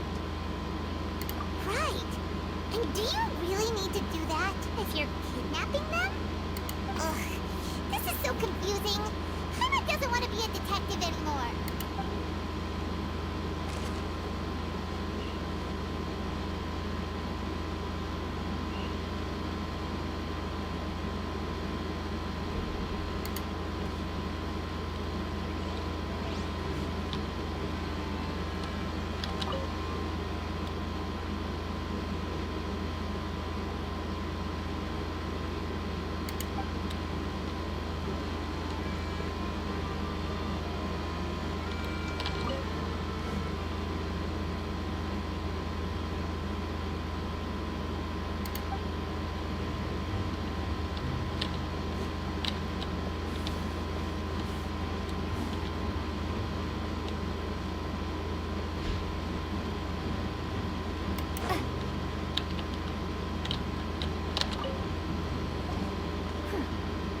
This? Looks like a hook tied to the end of a rope. Huh? There's all kinds of odds and ends here. Perhaps it was a prop for a different trick. But why would it have been left here? Whatever it is, let's make a note of it first.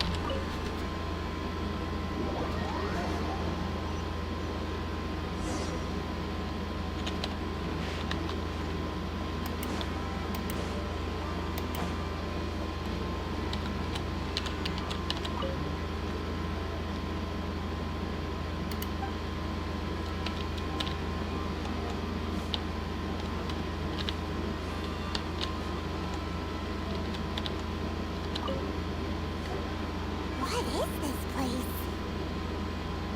It seems someone could fit through here. Huh. Could this have been the suspect's escape route? Alone, perhaps. But if they had to pull another person with them, the space would be too narrow. But there are no other ways in or out of here.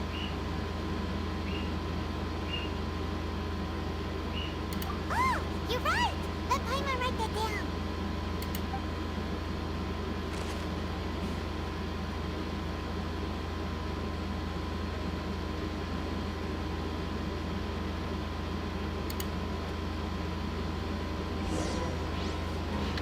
Seems we're just about done investigating down here.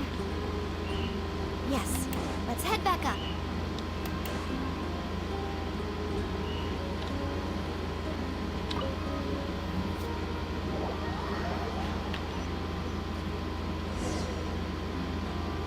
We've ascertained the state of the crime scene. Let's find a place to sort out our findings once Malus returns. Seems to me that there are several things that don't add up here. Apologies for the wait, demoiselle. So, what did the guards say? Did the criminal escape through the vent? They believe the odds of that are very low, since the vent leads to the Opera House's basement. The guards have checked the area carefully. No one left through the basement during the performance or after the incident, and no one was found hiding there. So the tunnels become like a secret chamber then. You know, like the kind you usually see in novels. Plot thickens. Halsey's disappearance and Cowell's death are both quite inexplicable. No wonder Farina was so confident in her accusation. All the current evidence points toward Lenny and Lynette. In other words, the charges are very likely to be upheld unless we make some considerable progress. Charges and then trial. So if the charges are upheld, they'll announce a sentence? That's right. This is how a trial goes in the Opera House. During the proceedings, the Chief Justice and the Oratrice will hear statements from both sides. That's right. This is how indemnitium is produced. The statements from both sides, the defenses from attorneys, witness testimonies, and even the audience's emotions will all be projected on the Oratrice. To put it simply, it's as if the Oratrice has its own will, and is a judge in its own right. This also precludes any kind of favoritism on the part of the Chief Justice. Not that this has ever happened anyway. Once both sides have finished speaking, the Chief Justice will make his final decision. This, too, will be used by the Oratrice as a reference. Then, finally, the Oratrice will be consulted by officials. The result it returns is the will of justice itself. Huh? So that machine is the one that actually decides? I'm ungotten of a let call the shots. In practice, there is very little difference. Both have always come to the same judgment, which is why people have great faith in the Chief Justice. Ah, yes, the guards also asked me to convey that none of us will be allowed to leave this place before the trial. Huh? Why? Because we've chosen to act as the twins' proxies. That makes us persons related to the case. They're concerned that we might be colluding with outside parties, or that we might find outside help to disrupt the case. And even if that were not so, it could prove problematic if we happen to spread key information about the case ahead of time. I'm ready to break out at any time. Whoa, there's no need for that. Paimon thinks they have a point. That said, are they providing food? Of course. I just hope you don't mind the lack of options. I'm afraid that catering to all tastes is not in the cards, nor is any guarantee of balanced nutrition. In that case, let's just sort out our findings together here. Pity. I was hoping to take you to try some of Fontaine's famous desserts, too. I mean, what better way to properly think through our findings than over some tea and sweets? Huh. Breaking out suddenly doesn't seem like such a bad idea after all. Just kidding, just kidding. Paimon will still do her best, even if there are no snacks. What do you mean, no snacks? Of course we'll have snacks. If we cannot buy some, then we'll simply make some. Huh? Here? But how?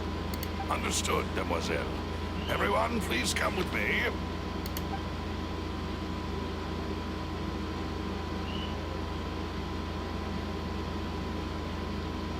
Wait, you're carrying a portable stove with you? Yes, I must be prepared to meet the demoiselle's baking needs whenever the fancy strikes her. I have eggs, sugar, and almonds at the ready.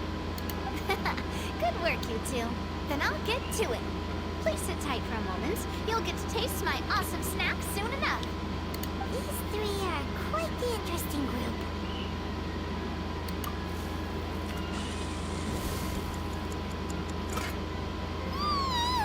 And Paimon thought it smelled good while it was still in the oven. Oh, it's even better now. Paimon can't stop drooling. From the way you had these two guys carrying all that stuff around, Paimon thought you'd have them do more during the baking process.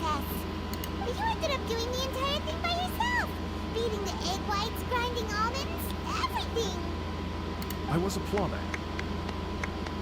And I was giving encouraging smiles. Paimon was just thinking. Aren't you worried about getting your fancy dress dirty, beating egg whites and baking like this? Well, I don't think it's carved in stone anywhere that fancy ladies can only read books, sip tea, ride horses, and play the piano. I just really enjoy making snacks. Don't underestimate beating egg whites, by the way. It's a real arm workout. You also need to beat them to just the right consistency, or your macarons will crack. Anyway, give these a try. Fresh out of the oven. There's 3 for each of us. Only 3? Well, eating too many sweet treats might send all that sugar to your head. You wouldn't be able to think clearly about the case on a sugar rush, would you? Tea is ready to be served as well. This is Demoiselle's favorite. Strong black tea with a floral fragrance that clears the mind and lifts the spirit. No need for concern. I'm merely doing as I should.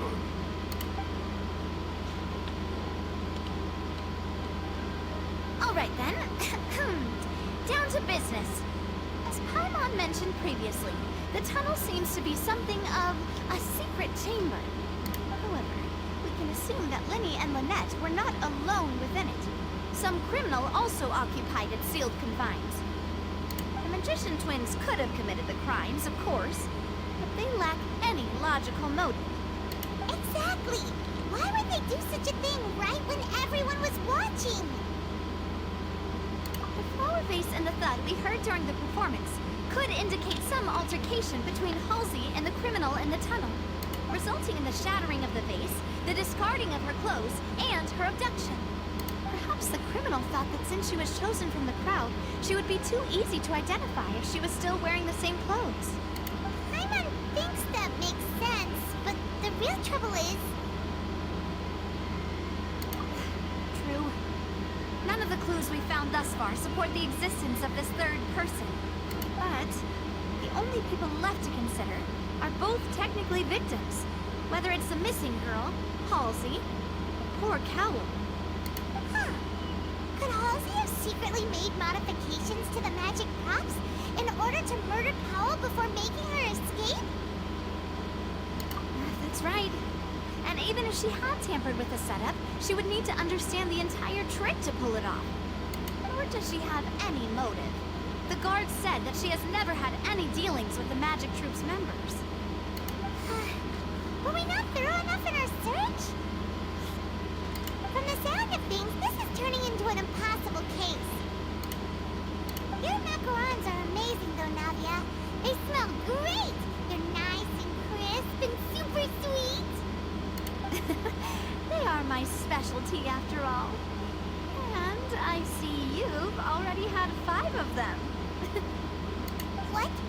5? Oh, that can't be right. Paimon only counted 3, honest! Please don't worry about it. At my age, a few less sweets might actually be a good thing. No. Being greedy is one thing, but Paimon knows how to count. Besides, Paimon knows that if she ate too many, then others wouldn't have enough. Wait, even you don't believe Paimon? How could you? If Paimon ate those 2 extra macarons, then may they turn into stone in her stomach! All right, we get it. Well, I suppose one of us might have gotten too engrossed in our chat and eaten them by mistake. No big deal. Elise, set up the stove again if you would. Huh? What are you doing? Making sure everyone gets 3 macarons, of course. Exactly. We don't want to trouble you. As you wish, Demoiselle. And I have the egg, sugar, and almonds. Well, this really is your hobby, huh?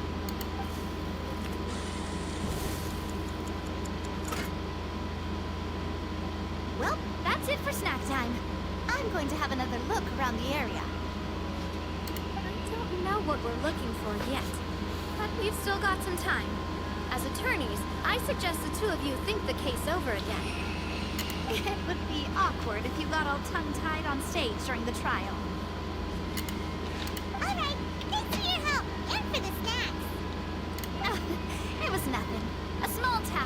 Spina di Rosula. Silver, Malus, it's time to go. I'll be back if I find anything new.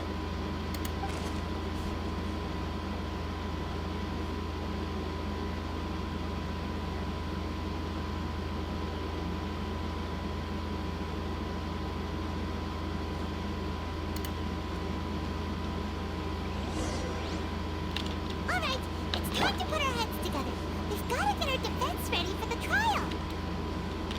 Oh, it's probably gonna be a long and difficult case. There's no point worrying about that now. We just need to prepare. Here, take Pyron's notes. They should help you review the situation.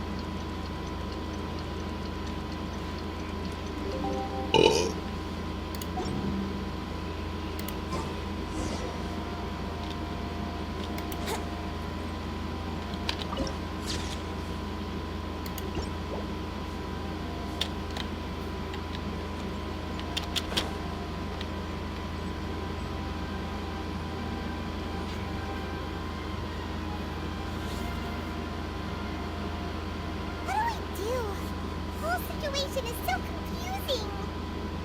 Good plan. Impossible things don't just happen. We'll get to the truth one way or another. Just relax. Even if everyone else suspects Lenny and Lynette, at least we will be supporting them from the stands.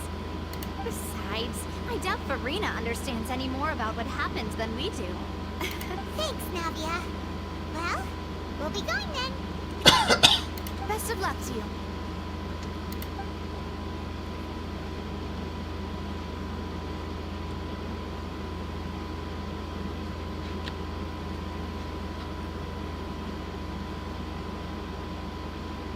Finally, you're back.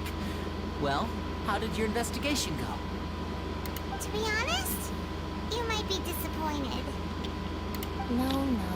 We're already very grateful that you were willing to help. Well now, don't you all look disappointed? Don't tell me that your investigation came up empty-handed. That was to be expected, of course. The guilty can never produce proof of their innocence.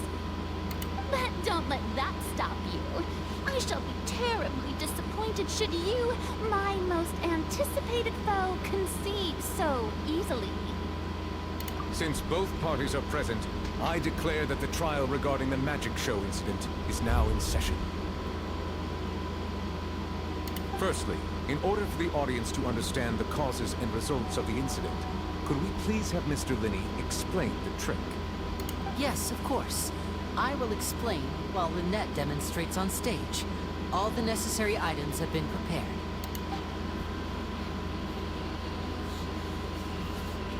Thank you, Mr. Linney. In that case, I take your statement to be that you ran to and remained hidden within the magic box in the audience stands once the trick began, and thus could not have committed the crime. Is this correct? Yes, that's correct, Your Honor. In that case, I call upon the prosecution. Lady Farina, do you wish to refute his statement in any way? Why, of course I do. Allow me to take the first shot and break this case wide open. Mr. Linney is clearly lying. There is no way you could have been in the box the whole time if you were to abduct Halsey and murder Cowell. In fact, I'd say you were hardly in that tunnel at all. That is simply your hypothesis based on the presumption that I'm guilty. Oh, is that so? And if I may ask, what did you hear while you were inside your box? The roaring countdown of the crowd, of course. That's how I kept track of the time and built anticipation for the finale. And you didn't hear anything else at all? Nothing that might leave an impression of any kind? No, nothing. I see. But when the count reached 30 seconds or so, there was a thud. One so loud that I believe practically everyone heard it. Huh? Hey, hang on.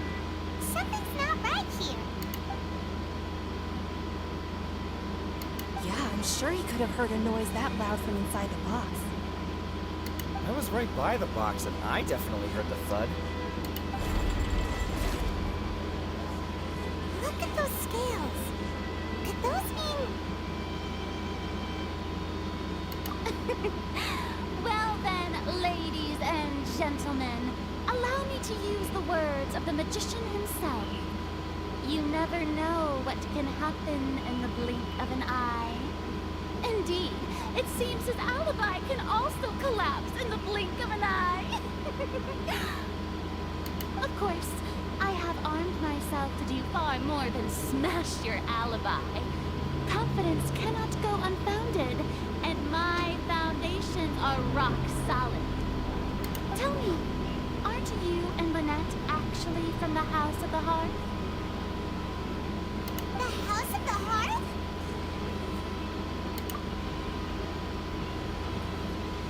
No wonder they did something like this. So the serial disappearances were the Fatoons doing. Now it all makes sense. I've got a feeling that what happened on stage probably wasn't just an accident. That's irrelevant. Our identities have nothing to do with what happened. Indeed. Then perhaps you could tell us everything that happened during that 1 minute. Your first priority is to prove yourself innocent after all. I'm sure there is little that needs to be kept secret now. Unless your script already has holes in it.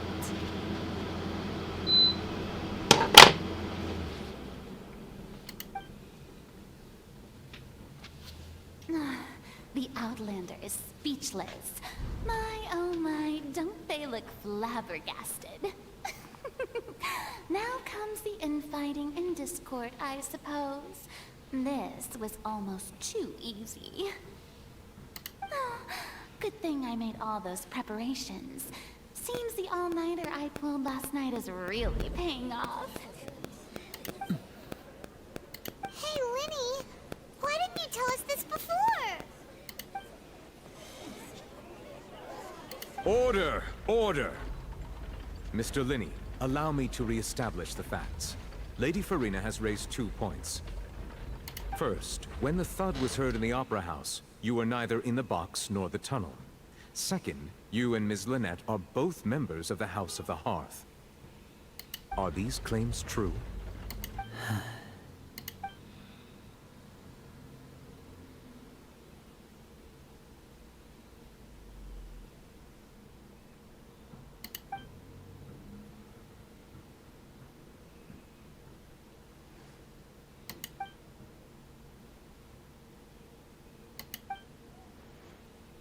Please answer my question, Mr. Linney. I'm sorry. Yes, they're true, Your Honor.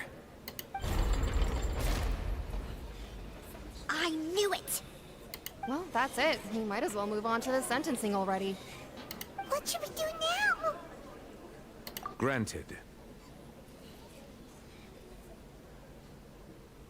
In that case, what is your request?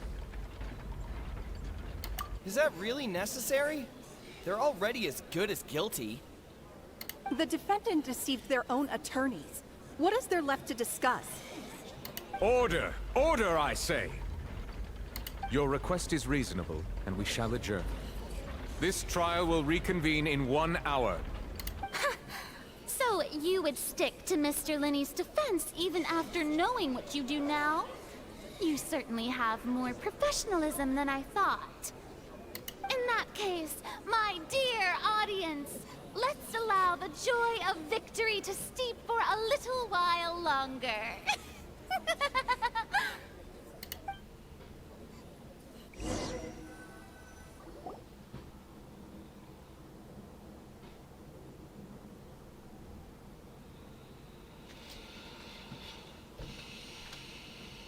Well, This is awkward.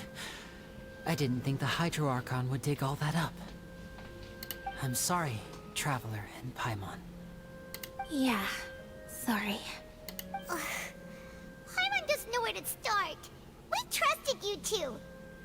We based our entire reasoning on the assumption that you weren't bad guys. Not to set the wrong tone or anything, but Paimon's really mad! I'm very sorry. I know you're angry, and reasonably so, but please, let me explain. I know you've clashed with the Vatui several times before. I wouldn't be surprised if just hearing the word is enough to make you upset. But our organization is very, very large, and the Harbingers have very different personalities and goals. Right now, we want to save people. As many as we can. That's right. I'm sure we're on the same page when it comes to this nation and the disaster that its people might face. I knew if it weren't for our respective identities, we could become good friends. That's why I didn't wish to flat out lie to you, but chose to hide some details instead. The truth is very important, but being completely transparent about everything would see us spending more effort than we need to. Right. So, you be the judge. Heck, if I were you, I fear that I'd even struggle to trust me at this point. You met a Fatus who works as a magician, a trickster by trade. All by coincidence, too. But still, I'm asking you to trust me. I am no criminal. At least, not in this case. Sorry. Please forgive us.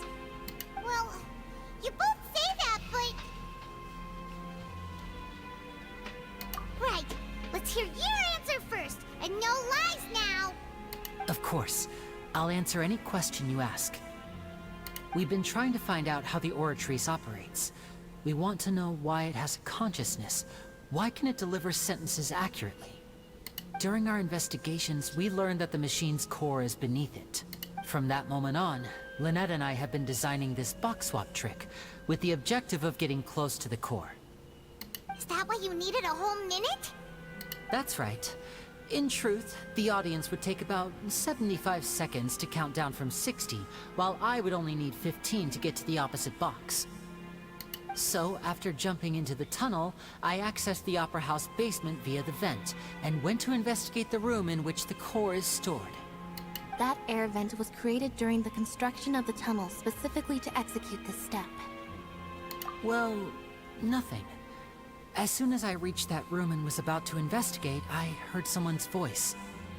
Which should have been impossible, of course. I was quite certain that I was the only one in the room. That voice seemed to recognize me and tried to speak to me. I chose to err on the side of caution and retreated the way I came. On the way back, I saw the broken vase and the clothes on the ground, but the countdown was almost finished, so there wasn't time to give it any thought. After that, the homicide occurred just as you saw. Well, that explains why you didn't hear the thud. Because of that prophecy I told you about, of course. We must know all we can about this nation's secrets in order to deal with that prophesized crisis. That's the only way we can save everyone. So, there you have it. The whole truth. I swear, I didn't hide anything from you this time. It was never my wish to proceed under this cloud of mistrust either. But, like I said earlier, you can be the judge. If you want to leave because you don't trust the Fatui, there's nothing I can do to stop you. Well, Traveler, you decide. Paimon will follow your lead however you choose.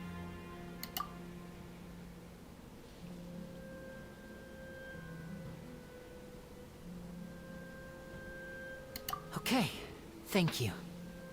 Thanks for giving us a chance. The current problem is that the scales are tipped pretty badly against you two. If we want to refute the Hydro Archon's accusations, we're gonna need a seriously watertight defense. Huh? Oh, Paimon thinks she gets what you mean.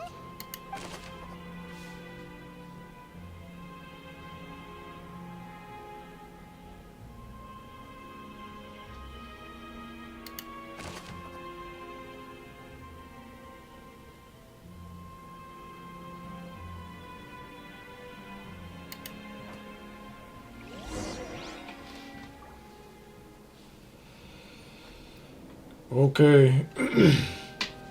We're gonna end it here.